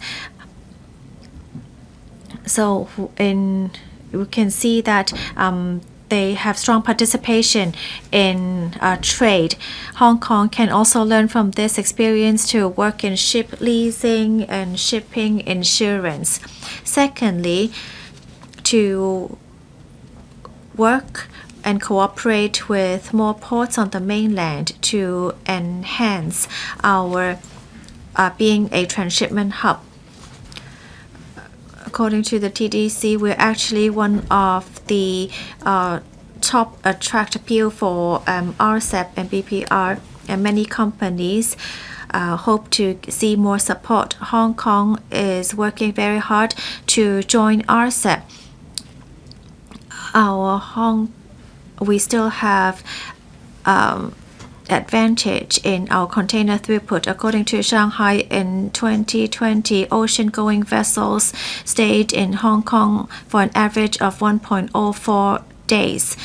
Compared to the top 20 ports in the world, the average time is around 2.38 days. So ours is actually cut by half only. The source of the supply chain lies on the mainland. Hong Kong must cooperate with the mainland to try to enhance our transport efficiency. Thirdly, we need to work on automation. In Shenzhen Port and Yimtin Port, they're already using 5G, blockchain, AI technology to enhance automation. So from a traditional container port to become a smart port. Hong Kong has a lot of vacant land to be used, and this can be used to upgrade to become as a smart port. Hong Kong can learn from Shenzhen and to work together to make more space from the vacant sites to become a smart port. For example, through AI, big data, Internet of Things, cloud computing, to enhance our facilities to become a smart port, to expedite customs clearing procedures. I support the original motion and the amendments. Thank you. Mr. Lam San Kong. President, Hong Kong used to be the top in the world in container throughput. During the opening up and reform of our motherland, Hong Kong at that time ranked top in throughput. However, as times changed, containers do not need to go through Hong Kong, and so we have seen a decline in transshipment in Hong Kong. Hong Kong can maintain its main maritime business, yet we must look towards future development. Mr. Rock Chen has given many good suggestions, such as learning from London to provide a service to its country and the whole world. Hong Kong can also learn from this example, as we have the motherland supporting us. Our shipbuilding business has been top for a consecutive 14 years, taking up half of the shipping market. We're the top 4 ship registration ports, and we can also provide many services that we are also under BIMCO, one of the 4 designated arbitration venues in the standard contract for the global maritime industry, and that can also help us capitalize on Hong Kong's international position. But we must ensure that there will be further development. I do have some suggestions. First, to cooperate with the mainland to implement civil in the dealing of civil cases or arbitration, to set up reciprocal agreement with the mainland, whether it be ship leasing, ship fund mobilization, or legal matters. There is huge demand. Hong Kong has a strong rule of law.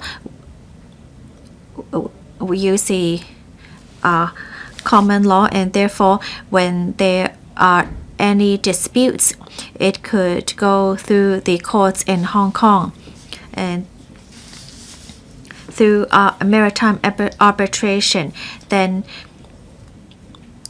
we can support overseas companies as they would see better protection in cooperation with mainland companies.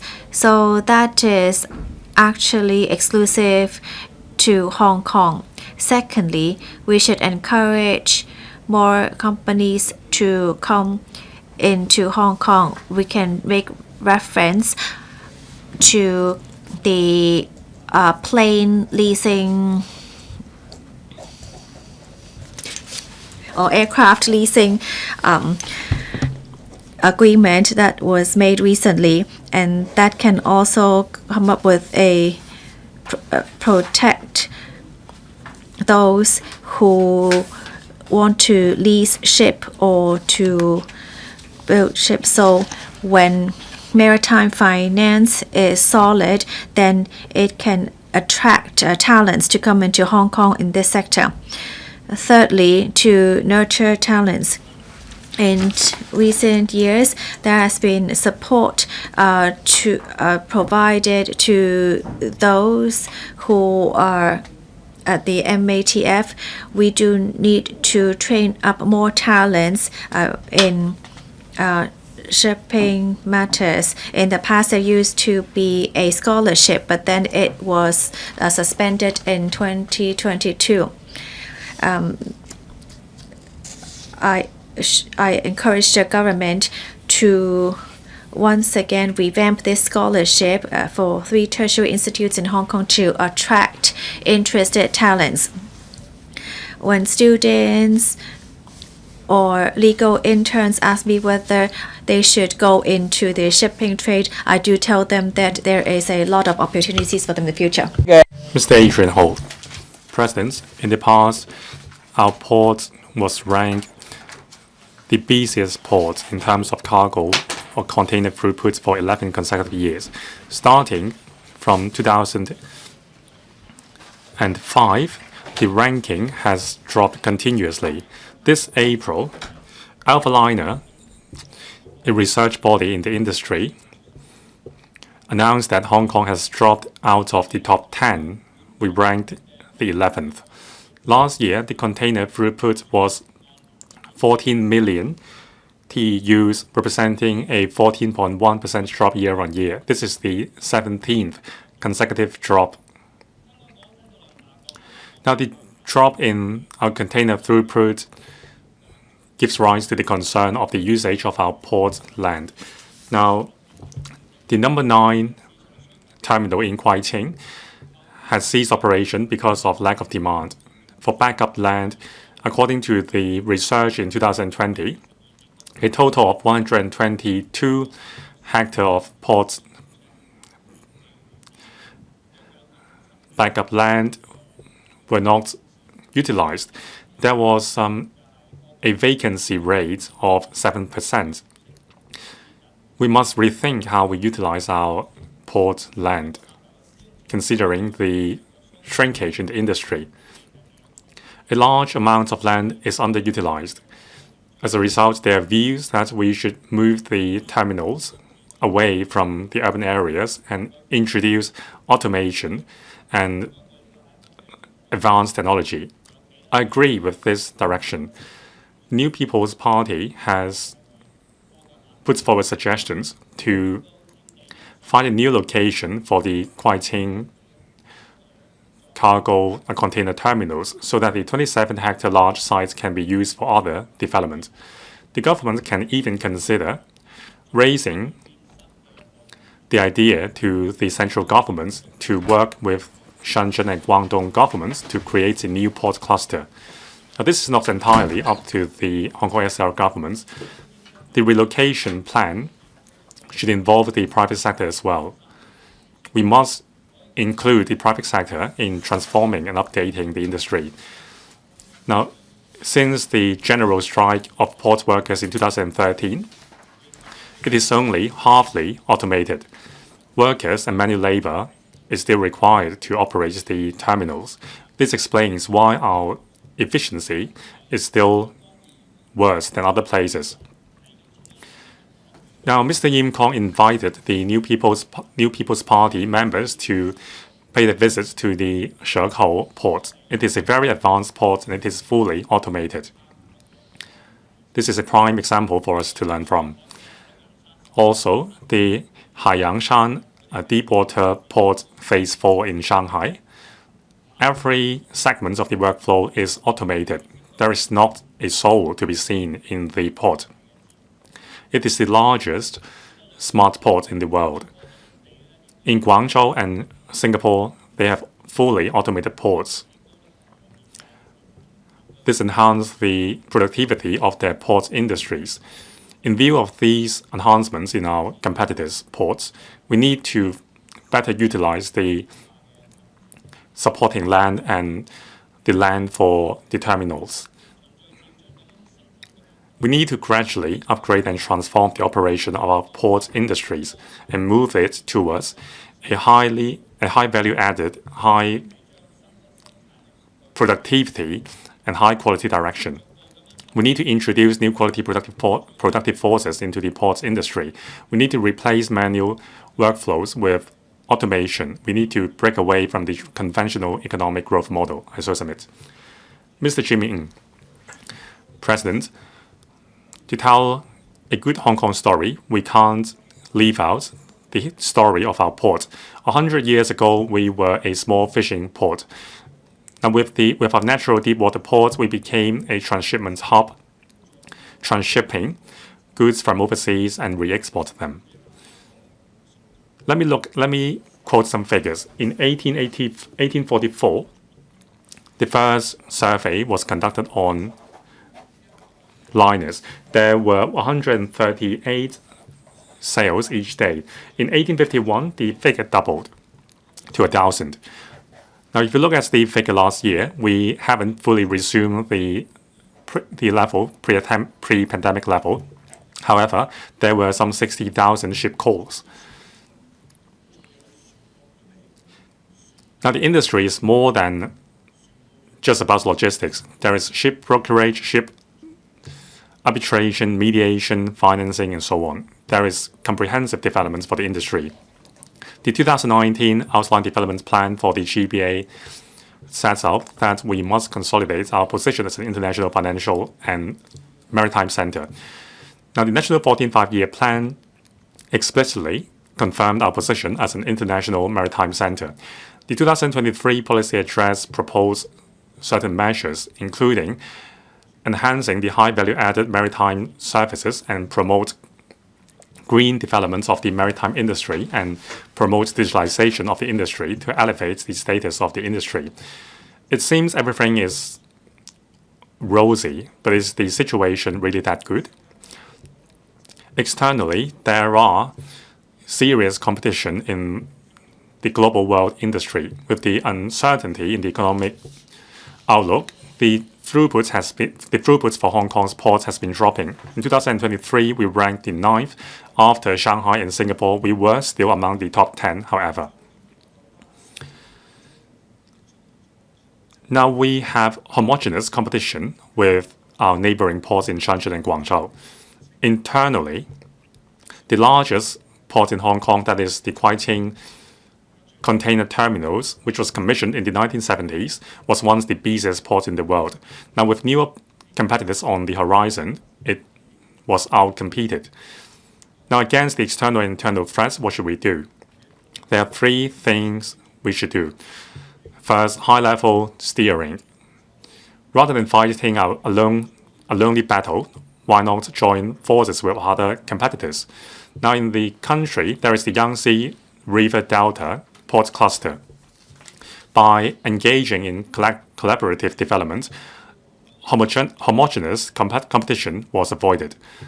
We can consider a similar direction. We should coordinate our routes to avoid homogeneous competition. But this requires high-level steering by central ministries. Second, high value-added and high-end maritime and logistics services. Our strength is our international connectivity and our international talents. Now, we have more than 11,000 shipping companies in Hong Kong providing various kinds of maritime services. Also, we are an international legal hub. We can develop our arbitration and mediation business. Now, the third direction is attracting high-end talents. Now, there is a 30% manpower shortage in the shipping industry. Now, through the various schemes under the Maritime and Aviation Training Fund, the government has been nurturing talents.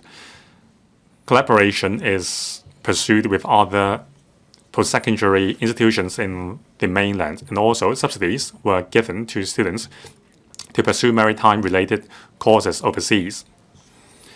Now, we should consider the possibility of creating double-degree maritime courses to tell the public that the maritime industry doesn't only mean staying on an OGB. Thank you. Professor Priscilla Leung. President, one of the most valuable assets is our port. Concerning our port development, we are now at a critical juncture. Back in 2022, the Council passed tax concessions on maritime services. All Council members unanimously supported the bill.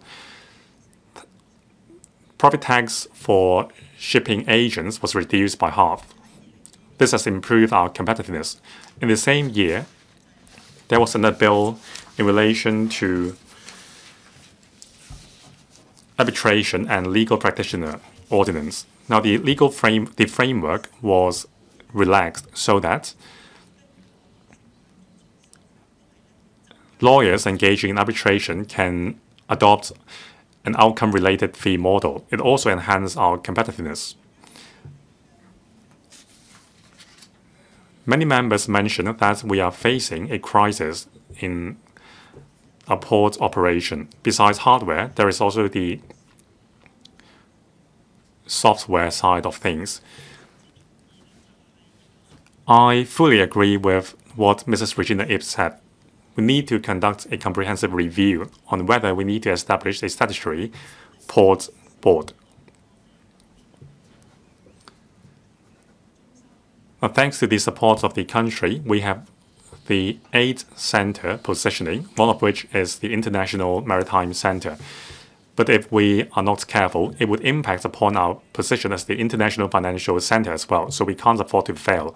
If you look at the competitors in the mainland, with socialism, the Central People's Government can assign different roles to ports in different places. It is a highly effective administrative model. The same applies to Singapore. The port industry enjoys the state support. The level of support is much higher than what we are giving our port operators, but we can't blame it on capitalism. In the past, we were relying on our own strength, but now we can no longer do this because the other competitors have taken off. We can't be complacent because the challenges are at our doorsteps. I appreciate all the plannings and policy measures mentioned by the Secretary. These are very specific measures, including working with the mainland cities in the GBA to attract talents, enhancing the hardware, giving leverage to our role as a superconnector and an international legal hub. Now, the City University of Hong Kong has a department on maritime law. We offered a degree program, but not many students enrolled in the program. It seems that it is not very attractive to students. Now, I am a co-author of this book. In year 2000, the Shanghai Maritime Arbitration Center invited me to co-edit this book. This book promotes the maritime arbitration service in the mainland. Now, is it possible for us to catch up? I think we can, as long as we face the problem head-on. In 2014, $100 million was injected to the MATF. Another $200 million was injected in 2019. Now, should we collaborate with some maritime academies in the region to educate students on maritime law? Like Mr. Ambrose Lam said, there are fewer clients in the business, but every case is huge. So we should attract new blood into the maritime arbitration business and also accounting, mediation, and so on. We need legal talents in these areas. And also, we need to give play to our role as a seat for the International Mediation Organization, or IMO. Major maritime arbitration can take place in Hong Kong in the future. Thank you. Ms. Judy Chen. Thank you, President. I speak in support of the motion moved by Mr. Yim Kong on promoting cooperation between Guangdong and Hong Kong and consolidating Hong Kong's position as an international maritime center, as well as the amendment moved by Mrs. Regina IP. Hong Kong is a very important transshipment hub worldwide, and we have been playing a very pivotal role in the global arena when it comes to maritime services. However, There have been changes in the external environment, and now we are facing a lot of challenges, as pointed out by other members, and the cargo throughput has continued to decline day by day. Because of fierce competition around the world, there is a lot of pressure on the port and shipping industry in Hong Kong.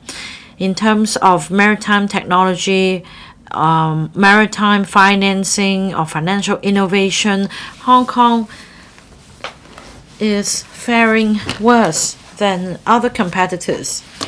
We have not had strong support from the government in terms of grooming and nurturing local talents.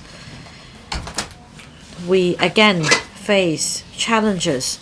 However, with challenges come opportunities. Last year, the government promulgated the action plan on maritime and port development strategy, but this is still not sufficient. The government should be more forward-looking and grasp the opportunities presented by the changing environment. We should actively integrate into the Greater Bay Area and the National Development Strategy. We should make use of our inherent advantages in transshipment of cargoes and trade. We should work with Guangdong and Southeast Asian countries, leveraging on their existing routes so that we can complement each other's strengths and bolster the Greater Bay Area status as a maritime hub. Now, the Commissioner for Greater Bay Area Development has a role to play. The Commissioner can take forward development in this respect. We can also leverage on our unique advantage as an international financial center to support the development. The government should also actively promote green marine services and green financing. For example, we can harness technology and build a green and smart port for Hong Kong. Lastly,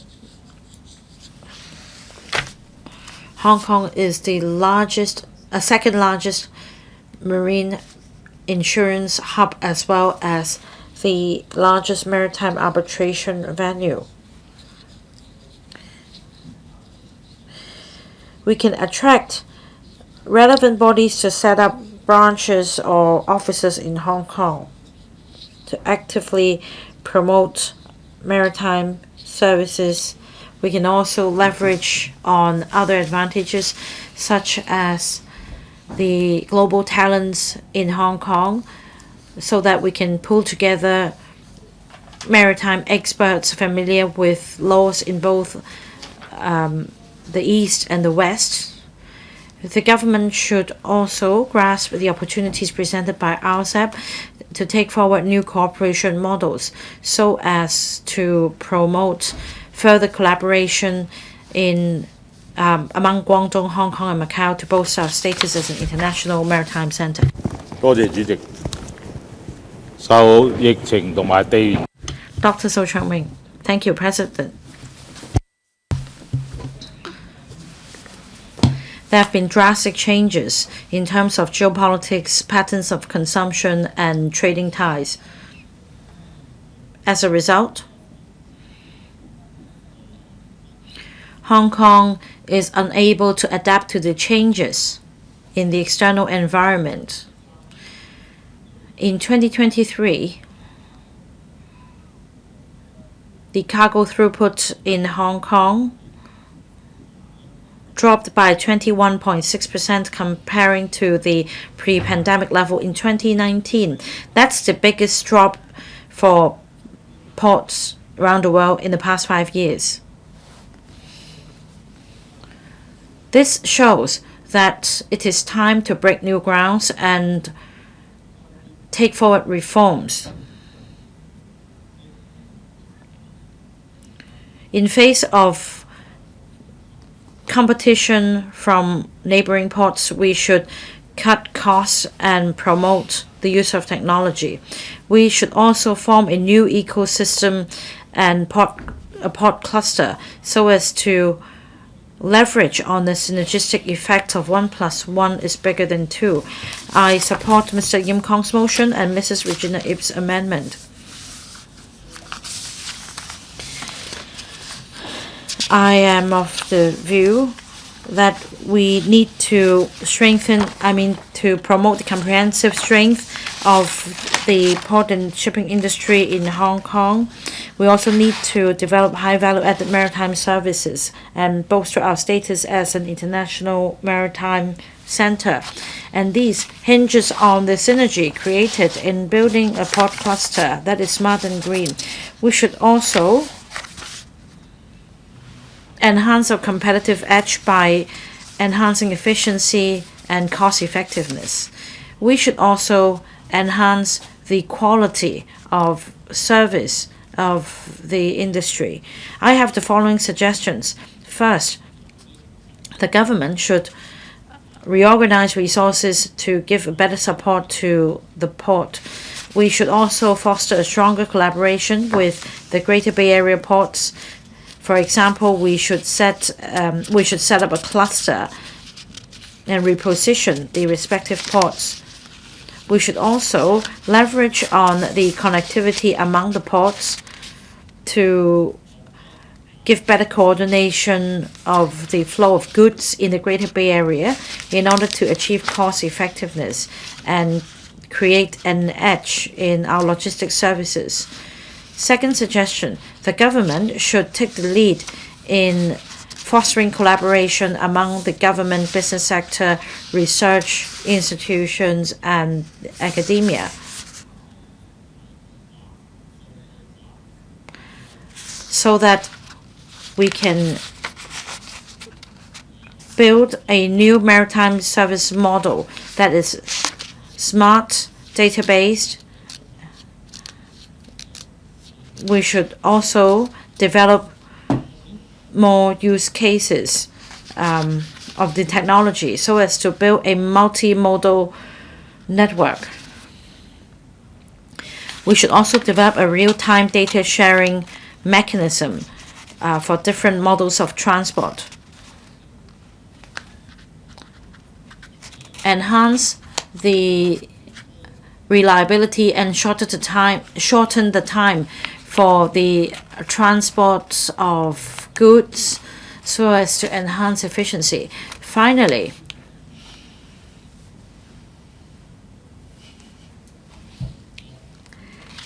we should support the high-end maritime services such as ship leasing, marine insurance, maritime arbitration, dispute resolution services.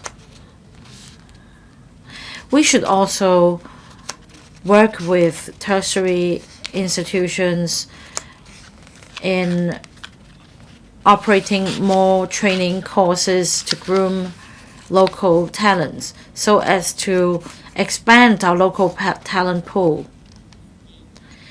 Together with improvement in infrastructure, creating a favorable business environment, as well as nurturing talents, we can enhance the comprehensive strength of Hong Kong.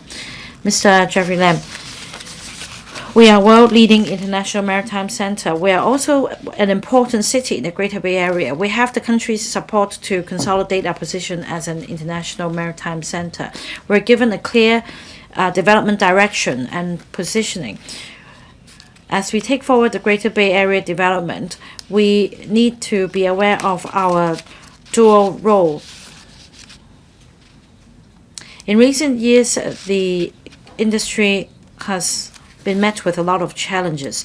The aviation industry at one point during COVID came to a standstill.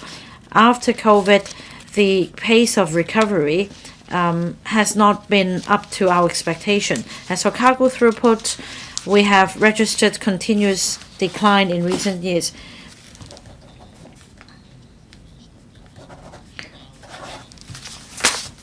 In 2013, we had only 11.4 million TEUs of cargo throughput. That's 13.6% drop from 2013. And according to another survey, for the first time in terms of cargo throughput, we have fallen out of the top 10 charts, and this sparks concern among the community. In order to consolidate our position as an international maritime center and to give play to our roles as an international aviation hub and international maritime center, we should commission the third runway system as soon as possible so as to enhance our capacity, allowing more flights to come to Hong Kong. We should also collaborate with other GBA cities. We should rationalize all the transportation arrangements, air, sea, or land-wise, so as to enhance our cargo handling capacity. Now, post-COVID, many airliners have found it difficult to recruit pilots. That's because of the aviation requirements. Some pilots have flown for up to the designated hours, and as a result, they couldn't take up more duties. I don't think this is a desirable situation. We should introduce some changes and introduce incentives. We should encourage more companies to, more flight companies to operate more routes in Hong Kong. We should also urge them to train up manpower as soon as possible. We should also encourage airliners to operate routes that can contribute to national development, such as direct flight destination to IVS destinations, and also routes to the Middle East. We should also develop high value added maritime services. The action plan has been promulgated, and it is said that we should develop high value-added maritime services and green and smart port. The next step is for us to implement the plan. China is now a major shipbuilding country. Against this backdrop, we have high value-added services such as legal services, dispute resolution, arbitration, and financing. We have the prerequisites to bring vibrancy to the Greater Bay Area and consolidate our strengths as an international maritime center. We are at the starting point of turning Hong Kong Port into a green one. The first LNG reception facility was commissioned last year. We should expedite our progress as soon as possible. We should draw up a plan with timetables for implementation so that we can be the #1 green fuel bunkering center in the region. I believe that with the country's support, we can give play to our role as a super connector and contribute to the development of Hong Kong and our country as also. Mr. Lok Chong Hong, President, I speak in support of Mr. Yim Kong's motion in promoting cooperation between Guangdong and Hong Kong, consolidating Hong Kong's position as an international maritime center. While Hong Kong, by its name itself, is known as an international maritime center. We used to be top amongst the world, and now we've fallen out of the top 10. Some believe that it's a sunset industry. What can we do to enhance our competitiveness? The Hong Kong government set out 4 main strategies on the action plan on maritime and port development strategy at the end of last year, and the outline of the 14th five-year plan also came up with the outline development plan for the Guangdong, Hong Kong, Macau, Greater Bay Area. And this outline development plan has shown support to the position of the Hong Kong port and the development of high value-added maritime services in Hong Kong for better integration into the country's development. Maritime and port services are important assets of Hong Kong. There are over 300 container ships coming in Hong Kong per year, connecting over 500 cities around the world, and we have seen that there is a full cluster within our air, maritime, and land transport. The BIMCO Law and Arbitration Clause 2020 lists Hong Kong as one of the 4 designated arbitration venues. And as we look at the total throughput, we also rank 4 in the world. This shows that Hong Kong has been performing quite well in maritime industry. We face many huge challenges. In the past, Hong Kong is known as a transshipment hub, and because of the cabotage rule, where Hong Kong remained as a transshipment hub, but then with the mainland's relaxation of this rule, there is an increasing number of goods being directly exported overseas, and in 2023, Shanghai has started with this relaxation, and since then there has been a decline in container throughput. Our bunkering fees are also very high, and that has undermined our competitiveness. These can all directly affect our competitive edge, and therefore we must solidify our cooperation between Guangdong and Hong Kong to create a synergy effect to consolidate Hong Kong's position as an international maritime center. Here are some of my suggestions. First of all, we must enhance cooperation in infrastructure to deepen the maritime, land, and air transport between the two sides to enhance ourselves as a logistic hub, and secondly, to work together to promote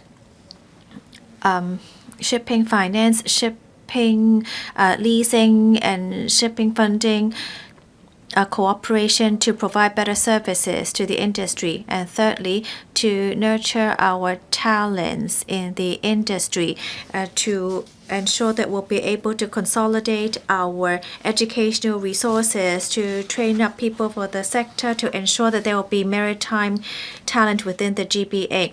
And fourth, we must work together to open up new routes to enhance our competitiveness. And fifth, many people have raised that there are vacant sites near the ports. The government should provide incentives and concessions to encourage the sector to upgrade facilities into automated facilities. Lastly, I am sure that with the close cooperation between Guangdong and Hong Kong, we'll be able to consolidate Hong Kong's position as an international maritime center to ensure that there will be high value added development, and to bring in a rejuvenated development for Hong Kong's economy. I support the original motion and the amendments raised by Mrs. Regina.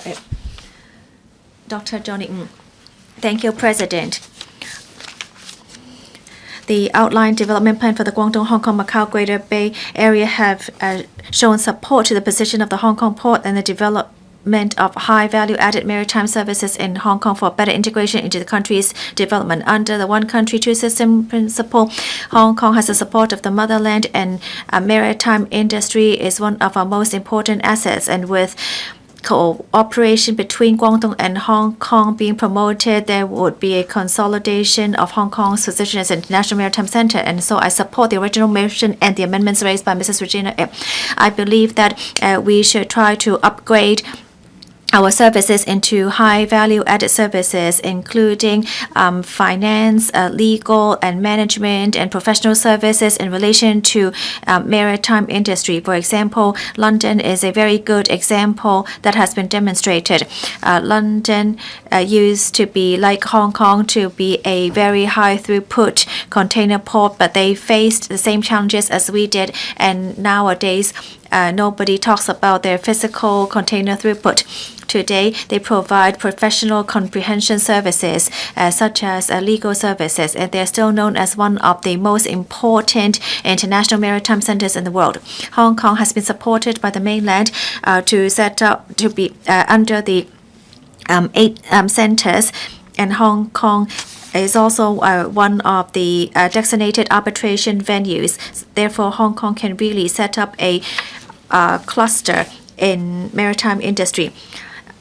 Secondly, in promoting technological development, I agree with Mrs. Regina IP's motion that we should try to leverage new quality productive forces to enhance the competitiveness of the maritime industry. We need to adopt a more cost-effective approach to go into more technology and to support new quality productive forces. The government should continue to support the industry into moving towards automated technology, for example, moving into 5G, and also to enhance our competitiveness. Thirdly, Hong Kong is strategically located geographically, and Hong Kong must grasp its opportunity to meet the needs of the country and to work together with the government and the sector to create synergy in port cooperation to become one of the best ports in the GBA. And fourthly, in recent years there have been a decline in container throughput, and we can see that there are very vacant terminal sites of around 27 hectares. I suggest that other than upgrading facilities to automated facilities, we should also consider building large exhibition venues, which in the long term can also rejuvenate the economy. We should be more innovative in adding value to the industry so as to consolidate Hong Kong's position as an international maritime center. I call upon the government to come up with more strategies in this area. I so submit. Mr. Kenneth Lau.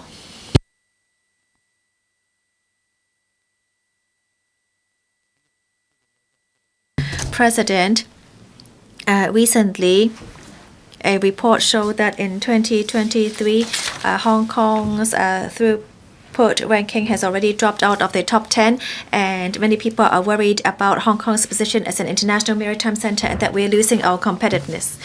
This survey shows that for throughput, Shanghai ranks top, and those in the top 10, out of the top 10, 6 are in the mainland, and Shenzhen and Guangdong are both on the top 10 list. Kwai Chung Port Terminal has once been the busiest terminal in the world, but since the year 2000, we have been surpassed by other ports. And now when you pass the Kwai Chung port, you see many vacant terminal sites, which is totally different from its former glory. At this critical time, we must come up with ways to ensure that we can enhance our competitiveness, including upgrading our port facilities and to leverage upon our knowledge to work together with the GBA ports. Currently, many mainland ports are managed automatically. Look at Nanshan Port and Guangzhou Port. It started operation in 2020, and within 1 year it has already become the largest wholly automated terminal site. And it uses sensor technology and also AI in its container handling. Kwai Chung is still not able to do that. Even for those semi-automated facilities, they still need 4 to 5 people to man the equipment. I suggest the government should, as soon as possible, promote cooperation between Guangdong and Hong Kong to use GPS and satellite to help upgrade container facilities so as to enhance competitiveness. President, to consolidate Hong Kong's position as an international maritime center, we must look into new strategies besides investing in hardware. We need to attract investments and also help other companies go global. Hong Kong can provide high value added services, and we can see that the trade volume under the Baltic Exchange Dry Index can show investors on the market situation. I believe that Hong Kong can also leverage on us being an international financial sector to provide value-added services and also to set up a Greater Bay Area index to show investors clearly the situation in the GBA. Last Sunday, the Shenzhen-Zhongshan bridge finally came into operation. We should grasp these opportunities to leverage on new opportunities brought out by these areas. We should encourage smart companies and smart technology to be adopted in Hong Kong. There are 2,700 operators in the Hong Kong port, and there used to be 660,000 workers. But if we are not able to enhance our competitiveness, then the remaining workers would lose their jobs. I so submit supporting the original motion and the amendments. Mr. Lai Tong Kwok. President, I speak in support of Mr. Yim Kong's original motion and Mrs. Regina IP's amendment. For a very long time, Hong Kong people have been proud of our deep-water ports. Our container ports has been a must-see destination for overseas delegations. For a very long time, container throughput in Hong Kong ranks top in the world. The small government, big market mechanism functions smoothly. Market adjusted the port's operation. Today, everything has changed. Our neighboring ports in the mainland have caught up with our throughput volume. Many of these ports are fully digitalized and automated. No manual labor is required to unload and load containers. With the high efficiency, they come with a much more competitive charge. Container throughputs in our neighboring ports have far surpassed that of Hong Kong's. On the contrary, the container throughputs of the Kwai Chung container terminals have dropped gradually from number 1 to number 40th. Now, if you compare it with the aviation logistics industry, however, it is thriving. The reason is that we have a highly efficient international airport. For expensive and high value goods, which is time sensitive, we are very efficient. On the other hand, the fees charged by our port is high, and we are not that digitalized. Our goods come from the Pearl River Delta. Now, with the neighboring ports becoming more efficient, we are outcompeted. In last December, the Action Plan on Maritime and Port Development Strategy was promulgated.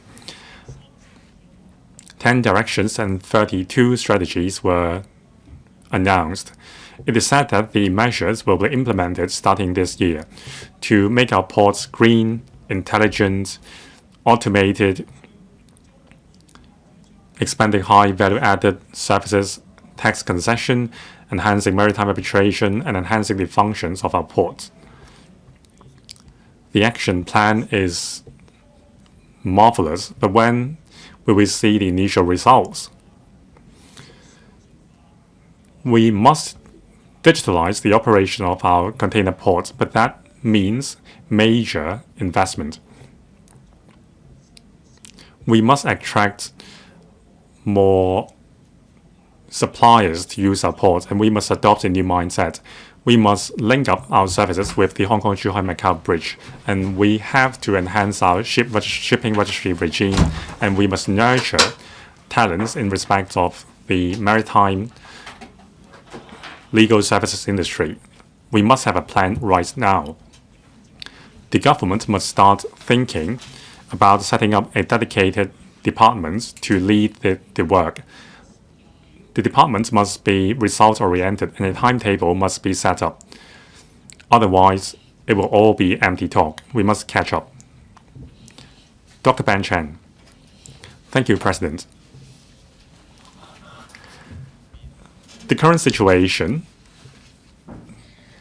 Under the current situation, there are changes and there are things that have not changed.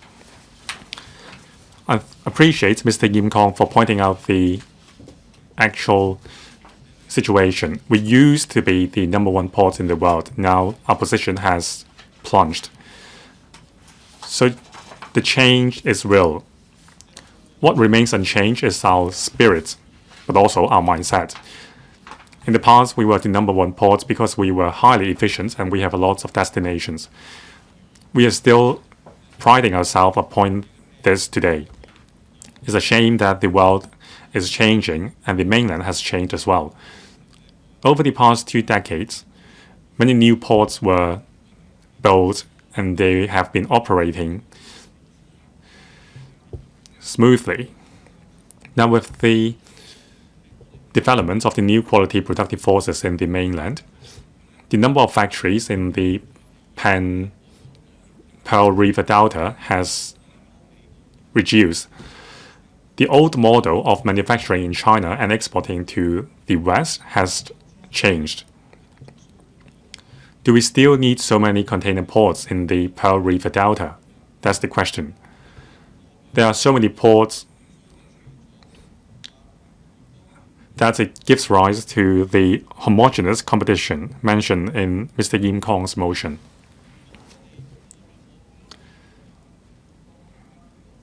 There is insufficient demand and there are an oversupply, and it would become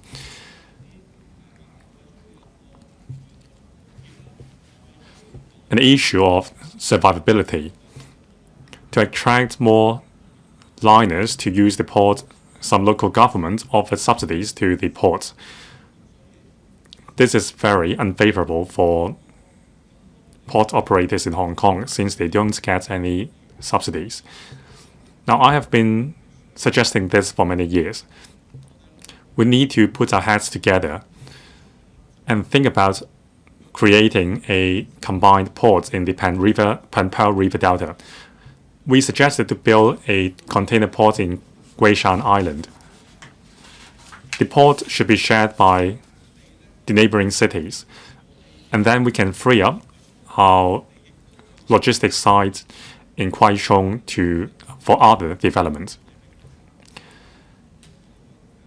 Now, as the new port in Guishan Island, we can combine our financial resources and leverage on Hong Kong's unique strengths to make the port the #1 port in the world. This will become a major landmark under the GBA collaborative framework. Now, with the joint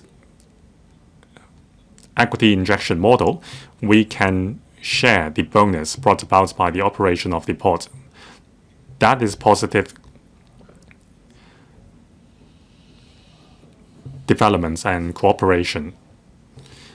To achieve that, the Hong Kong SAR government need to obtain policy support from the central ministries and also discuss the idea with the Guangdong provincial government. If we continue to compete against each other, it would not bode well for either party. But now, if you look at the aviation logistics industry, we still rank the top in the world. But there are so many challenges that if you are in the know, you would be very scared. A lot of goods from the mainland are bypassing Hong Kong. In the past, we transshipped batteries and other products in the mainland. Now they have bypassed us. And also in Guangzhou, there is a super logistic park to handle their exported goods. We need to change, and we need to take out the courage and work together to forge a new path for the logistics industry in Hong Kong. So with this motion, I hope that it gives us an opportunity to be creative. Thank you. Dr. Kennedy Wong. President, I thank Mr. Yim Kong for moving today's motion on consolidating our position as an international maritime center. There is a drop in our container throughput, and our port developments is stinted. We need to take a deep dive into the issue. We used to be the number 1 port, but now we have dropped out from the top 10 ports. On the other hand, ports in the GBA and other places in the mainland have seen their rankings rise. Now we need to pursue positive collaboration with other ports. There is a lack of space in our ports, and there is a shortage of talent. The logistics industries and the port industry face huge cost pressure. In the mainland, there is economy of scale, and there are cost savings brought about by technology. So we need to work with the mainland's authorities to pursue coordinated growth of port cluster. We should leverage on our international advantage to consolidate our position as an international maritime center. The National 14th Five-Year Plan confirmed our developments in 8 directions, International Maritime Center being one of them. The country supports Hong Kong to develop high value-added maritime services so that we can better integrate into the National Development Blueprint. The GBA Development Blueprint also supports the development of the Pearl River Delta Port Cluster. It also highlights the complementary strengths of the ports in GBA. Now we have the Kwai Chung container terminals. In Shenzhen, in the east, there is the Yantian port. In the west, there is the Shekou port. There are 9 terminals. We have always had a competitive relationship. The point is we need to pursue coordinated growth. The governments of the 3 places should establish a task force to coordinate the planning of port cluster. This can promote reasonable division of labor between the ports. In the Pearl River estuary, a giant port cluster should be set up to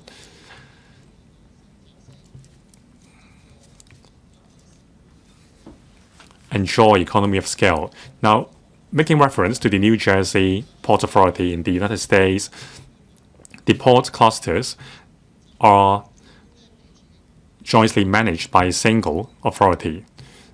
Now, I think we can have this economy of scale if we have a task force. Now, starting from 1969, the government allowed the private operators to establish terminals in Kwai Chung. Several decades have passed. The neighboring areas have become new towns and commercial areas. The commercial value of the Kwai Chung containers terminal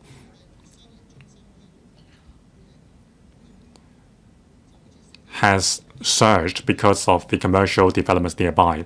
Back in 2013, the Singaporean government proposed the relocation plan for its port terminals to tie in with the HAB housing plan. Now, by pursuing coordinated growth with other GBA ports and by automating our ports and digitizing our ports and pursuing high value-added maritime services, we need to reduce the size of the Guangdong container terminals or even consider relocating the terminals to better utilize these sites. Now, this is a very complex plan. It will take more than a decade to realize.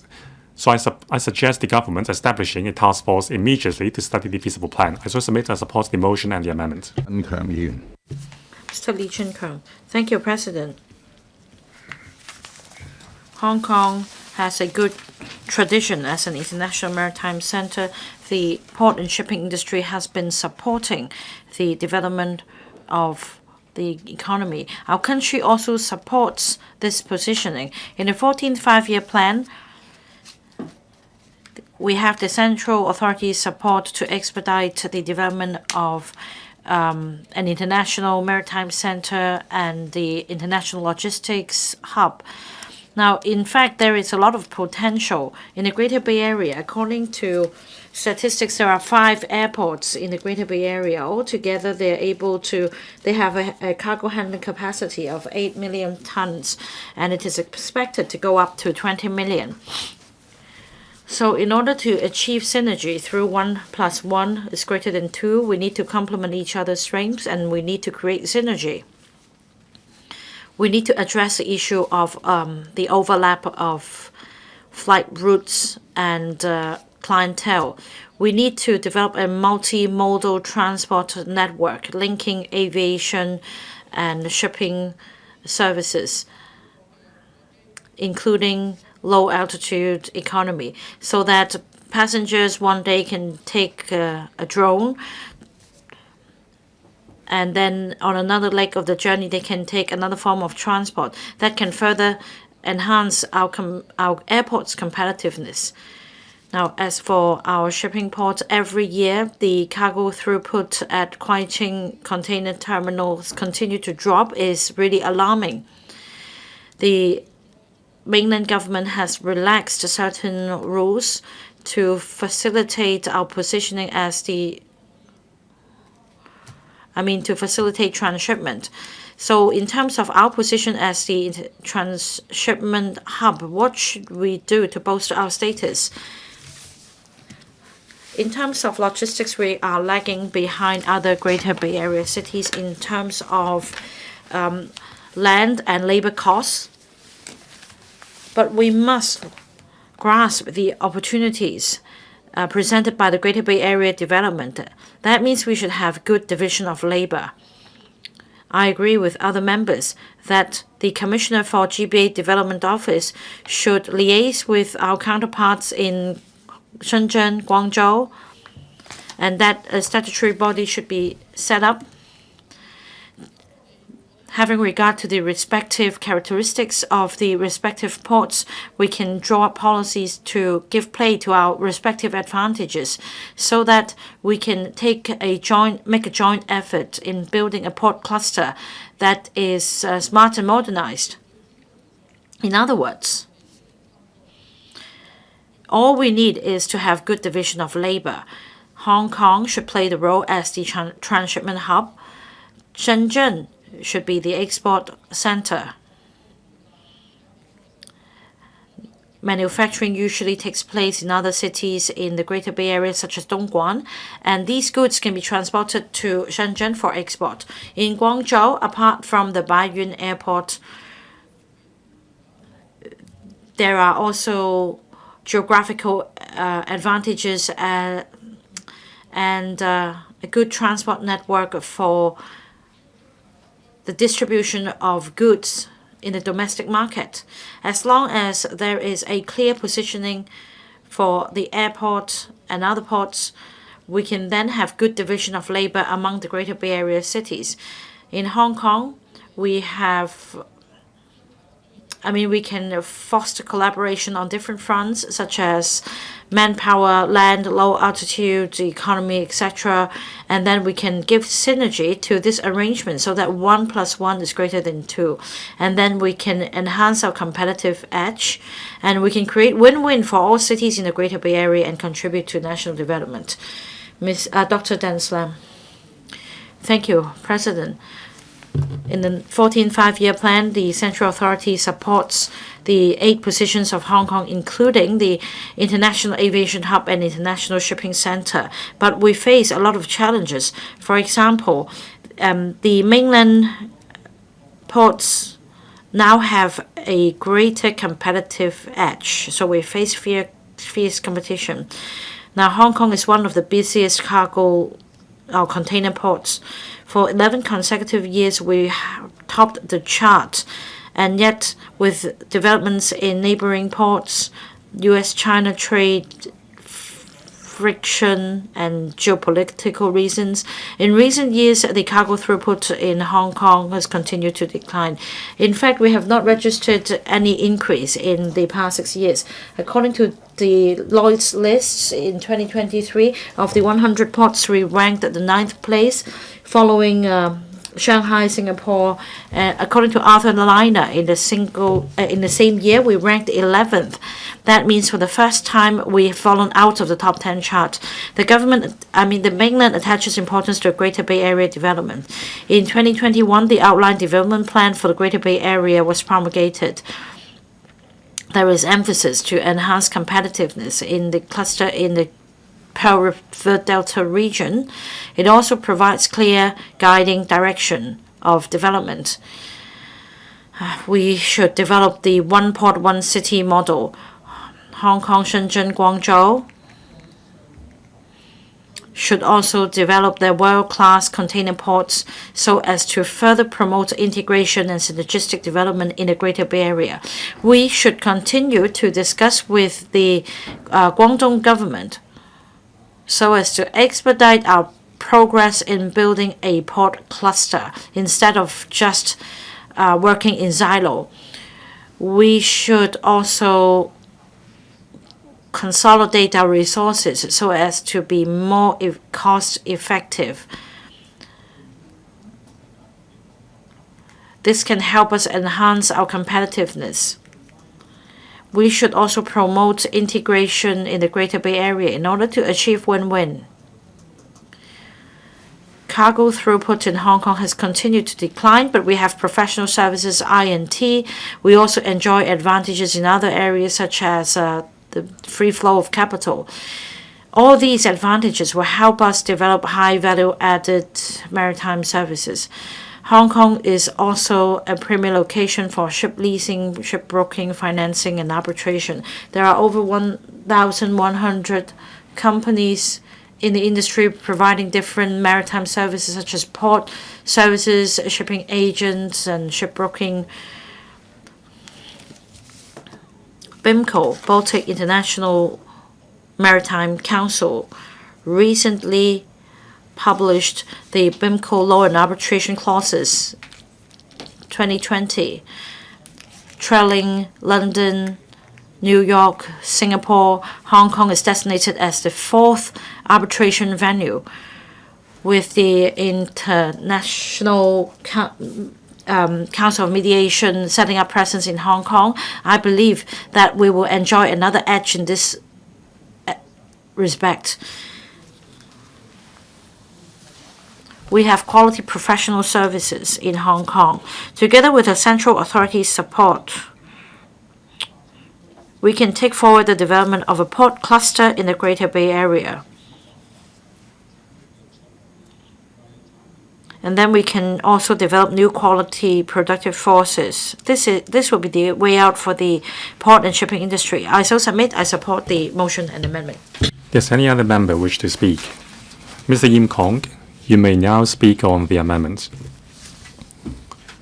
Thank you, President. I'm grateful to Mrs. Regina IP for her amendment. In her amendment, she mentioned that we must make full use of the support given to Hong Kong under the 14th five-year plan of the country. I fully agree with this. This is also the most important policy tool for consolidating our position as an international maritime center. True, the container throughputs in Shenzhen and Guangzhou have surpassed Hong Kong. However, Hong Kong is the only place in the GBA which receives the support of the Central People's Government to become an international maritime center. By utilizing this policy support, we must establish the most competitive port cluster in the world. Mrs. Regina IP also mentioned that we need to make use of new quality productive forces to enhance our competitiveness. This also aligns with the national strategy in pursuing new quality productive forces. I support using new quality productive forces to pursue developments in the GBA. The core of new quality productive forces is innovative development. We need to harness the power of technology to give support to the real economy developments. This is our priority task. Shanghai, Hengqin, and Macau have begun collaborating on new quality productive forces. Now, Hong Kong should also reach beyond its geographical boundaries to harness the power. Mrs. Regina also mentioned that there should be more cost-effective approach to deal with vacant terminal sites. Land resources are scarce in Hong Kong. The Kwai Chung container terminals are located right in the center of the urban area. Now we need to strike a balance between port operation, people's livelihood, economy, and the property market. The government should conduct a research on this. Now, Mrs. Regina proposed that the government should give a formal status to the Hong Kong Maritime and Ports Board. I support it as well. I thank Mrs. Regina for her amendments. I hope members will support her amendment as well. Secretary for Transport and Logistics. President, I thank Mr. Yim Kong for moving this motion, Mrs. Regina IP for her amendment, and some 30 members for their views on consolidating Hong Kong's position as an international maritime center. I will give a consolidated response to members' views in the following.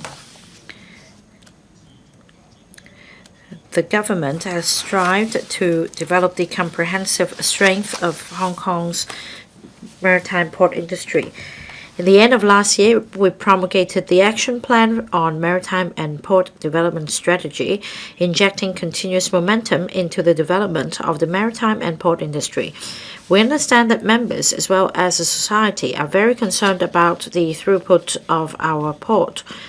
As a small and open economy, Hong Kong's port activities are inevitably affected by factors such as the external environment, global economy, and geopolitical tensions. The port industry is an important asset that Hong Kong has built over the decades.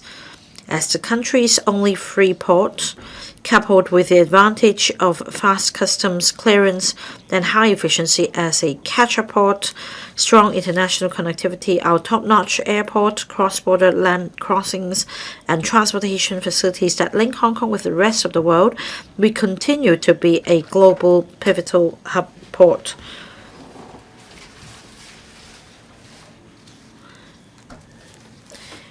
As such, we inevitably face challenges such as insufficient land. We must make sure that in the periphery of the container terminal, sufficient land is set aside for stacking and loading and unloading. We've always strived to enhance our competitiveness, and adopting the strategy of placing emphasis on cargoes, vessels, and destinations in the action plan, we encourage the development of ports in Hong Kong, including the following strategies: developing a smart ports and green green fuel bunkering center, enhancing efficiency, as well as strengthening collaboration with other port cities in the Greater Bay Area and other cities, enhancing connectivity and enhancing the increasing the destinations. To sustain the development, we regularly meet with the container terminal trade to discuss ways to enhance our competitiveness and to follow up on our cooperation efforts. We are pleased to see that the Hutchison Port Holdings Trust and Guangxi Beibu Gulf Port Group signed a memorandum of cooperation on the 24th of May this year to strengthen cooperation between Guangdong and Hong Kong in areas such as ports, logistics, as well as trade to expedite the development of the Greater Bay Area and the Beibu Gulf Economic Rim. In fact, the container terminal trade has been actively promoting the international connectivity of our ports and our efficient services. On the 21st of May 2024, Yantian International Container Terminal and Hong Kong International Container Terminal held a multimodal transport product promotion event in Chongqing, bringing together government and industry representatives from Chongqing, Shenzhen, and Hong Kong to share the one-stop logistics solutions for Yantian Port Area and Kuaiqing Port Area, known as Kuaiyan Connect in the trade. The collaboration between two ports is expected to boost cargo throughput in Hong Kong. It will also accelerate cargo handling and transportation, thus expediting the entry of goods from Chongqing and southwestern region into the international market. In addition, the container terminal trade in Hong Kong also cooperates with Shenzhen Port Dachan Bay Terminal on high-value cold chain products, such as cherries from Chile, assisting in the rapid, efficient transfer of containers from Hong Kong to Dachan Bay by barge so that goods can quickly reach the Greater Bay Area. Kuaiqing Container Terminal provides estimated time for unloading containers from ocean liners to barge operators and immediately loads the containers of Chilean cherries onto waiting barges at the dock after unloading. The two terminals maintain close contact to ensure that the barges dock immediately upon arrival in Shenzhen, and these two terminals not only reduce the transportation time of goods, but also leverages the customs clearance capacity of Dachan Bay Terminal so that customs clearance capacity for cold chain products transshipped through our terminal to the mainland is ramped up immediately. Some members suggested relocating the container terminal. Now, we must consider various factors in a comprehensive manner, including port planning, land requirements, compatibility of land uses, environmental factors, water currents, depth, maritime routes, road connections, and other infrastructure requirements and sustainability. It is not easy to find land in Hong Kong to rebuild an international container terminal of a comparable scale with comprehensive supporting facilities.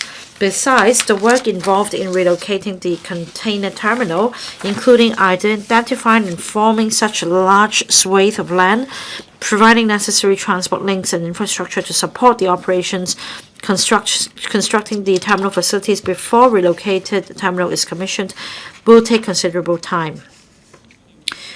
We need to enhance our competitiveness. We will continue to monitor the change in cargo throughput in order to provide the necessary facilities and infrastructure to support the development of the port industry.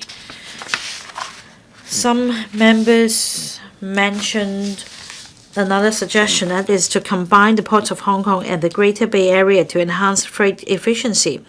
Hong Kong is a separate customs territory, and there are differences in the regulations and laws governing the import and export of goods. Now, the international recognition of Hong Kong's status as an overseas port of China is crucial to the trade and transshipment businesses. It is also the advantage we enjoy under the one country, two systems principle.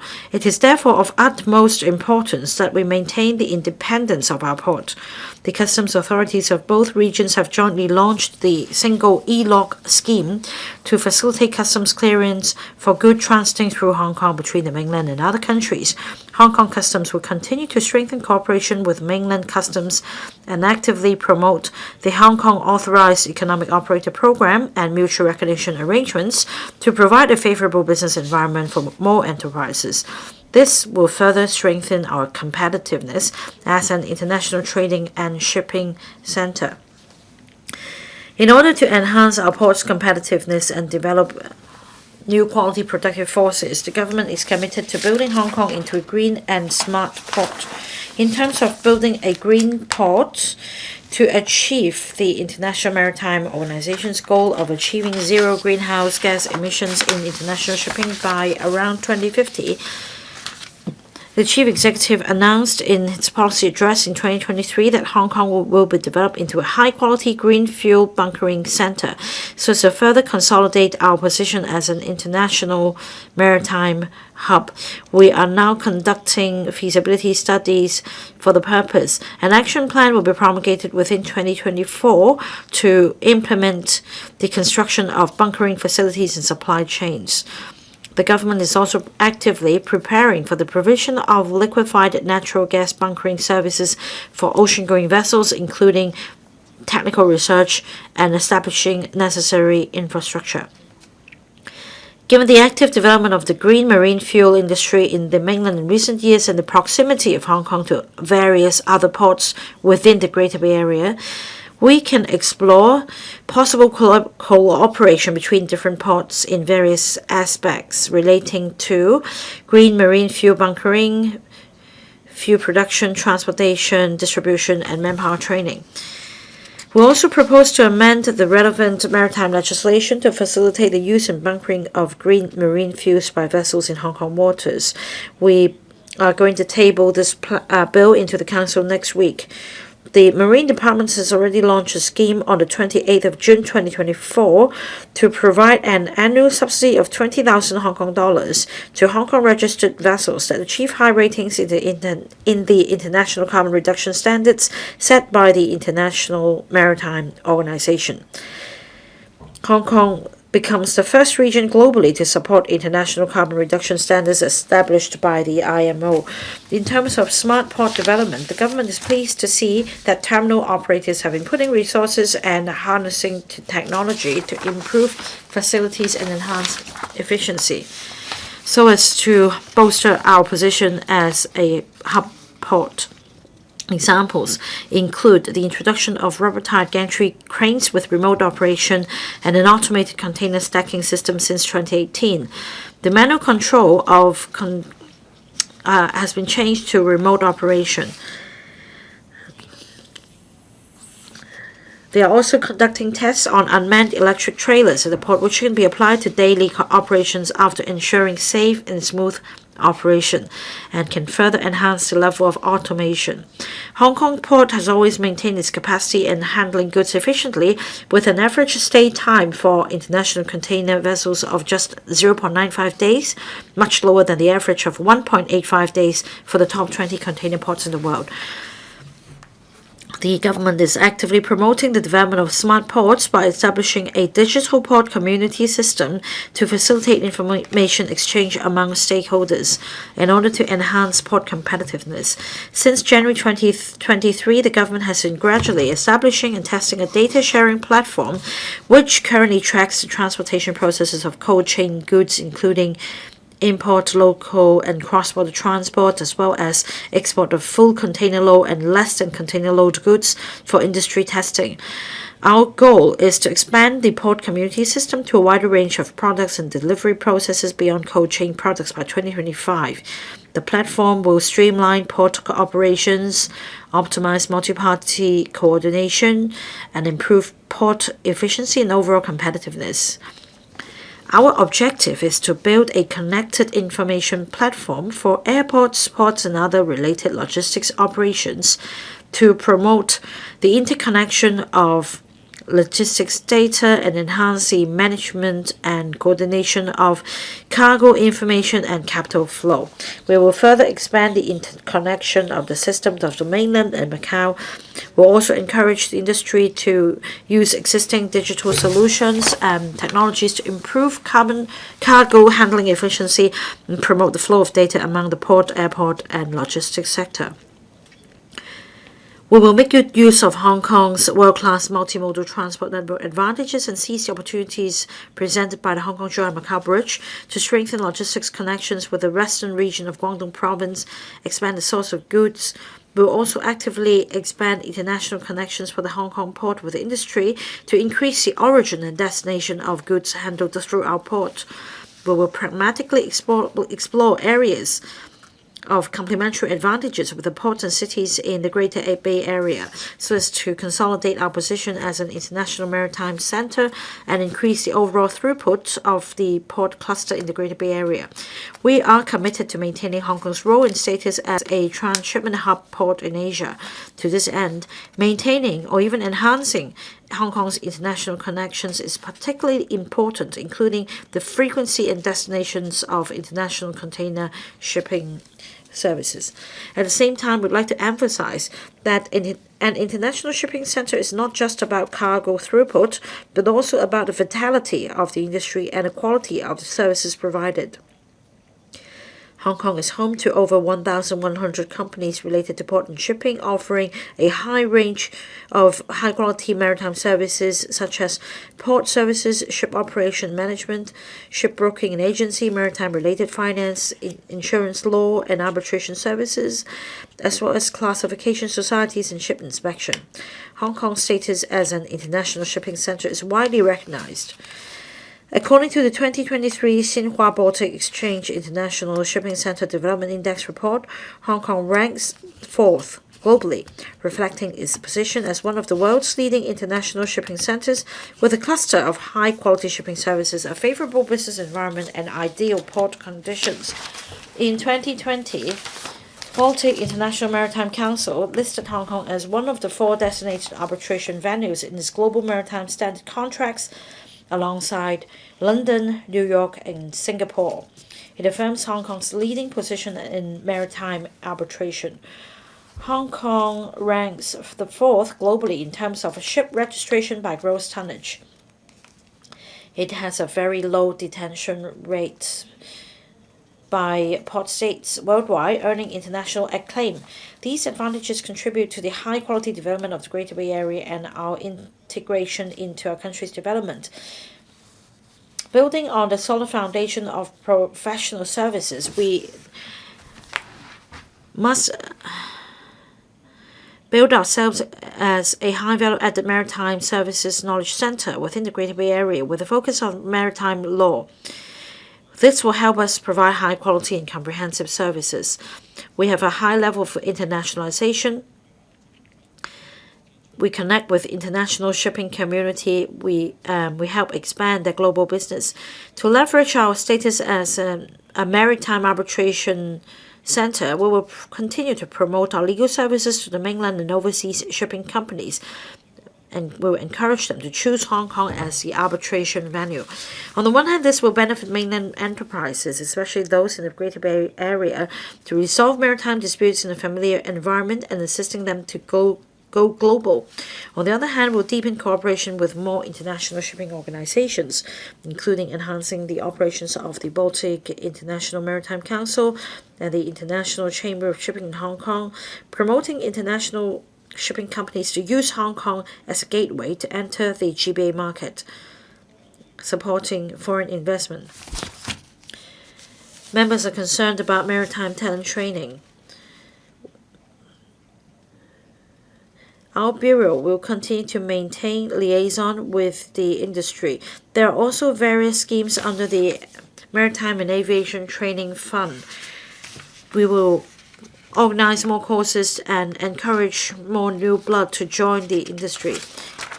The relevant training scheme was launched in September 2023 so as to train more legal professionals specialized in maritime services. In order to attract new blood, the Hong Kong government updated the talent list in 2023. The current talent list covers 4 types of maritime experts relating to maritime law and arbitration, maritime finance, insurance, and shipbuilding.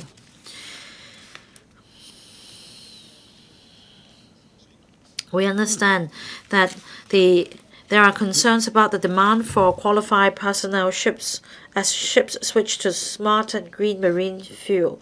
We do not offer training courses specifically for these technologies, but we collaborate with professional education institutions in the Greater Bay Area, and Hong Kong maritime professionals can take these courses. The number of members mentioned whether we should establish a statutory maritime organization for the long-term planning of the industry's development. We've carefully considered this proposal. In fact, we've given a response in the action plan. The government has been actively involved in various tasks such as legislative amendments, collaborations with other ports and cities, playing a significant role in the development of Hong Kong's maritime and port industry. However, we do envisage the workload to increase following the maritime network's flourishing. In the long term, we'll explore the feasibility of establishing such a statutory body. The government will continue to support the Hong Kong Maritime and Port Board and maintain close liaison with the industry to accurately grasp industry prospects and development trends. Looking ahead, we'll continue to work hand in hand with the Hong Kong MPB to jointly implement the initiatives in the action plan.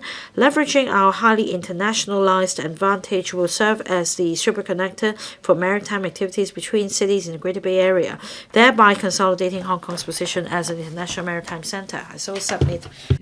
I now call upon Mrs. Regina IP to move an amendment. President, I move my amendment. I propose the question to you that Mrs. Regina IP's amendments be passed. With those in favour, please raise their hands. Those against, please raise their hands. I think the question is agreed by a majority of each of the two groups of members present. I declare the amendments passed. Mr. Yim Kong, you still have 2 minutes to reply, then the debate will come to a close. Mr. Yim Kong. President, I give my sincere thanks to the 35 members who gave their invaluable views on my motion. Now we must pursue a positive collaboration with other ports in the GBA and pursue a high quality and healthy development of a ports cluster in the GBA. We need to make our ports greener, smarter, and digitalized. Now, as suggested by our name, Hong Kong prospered because of our famous port. It is not just the cornerstone of our past development, it is also our future growth engine.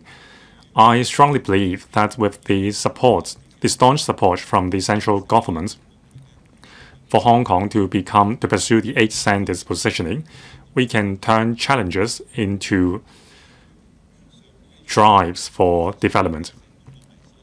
Now, as shown by the successful experience in the mainland, with the support of the central ministries and the efforts of the local government in Shanghai, Shanghai Port is now a world-class port. Now, we must rise above challenges. We must take a proactive mindset in deepening collaboration between Hong Kong and the mainland. We must foster the development of a thriving ecosystem and inject new impetus into the economy. I so submit, I implore members to support the motion. I now put the question to you that Mr. Yim Kong's motion, as amended by Mrs. Regina IP, be passed. With those in favour, please raise their hands. Those against, please raise their hands. I think the question is agreed by a majority of each of the two groups of members present. I declare the motion as amended passed. 無立法效 Members' motion with no legislative effect. Ms. Lilian Kwok will move a motion on supporting students with special educational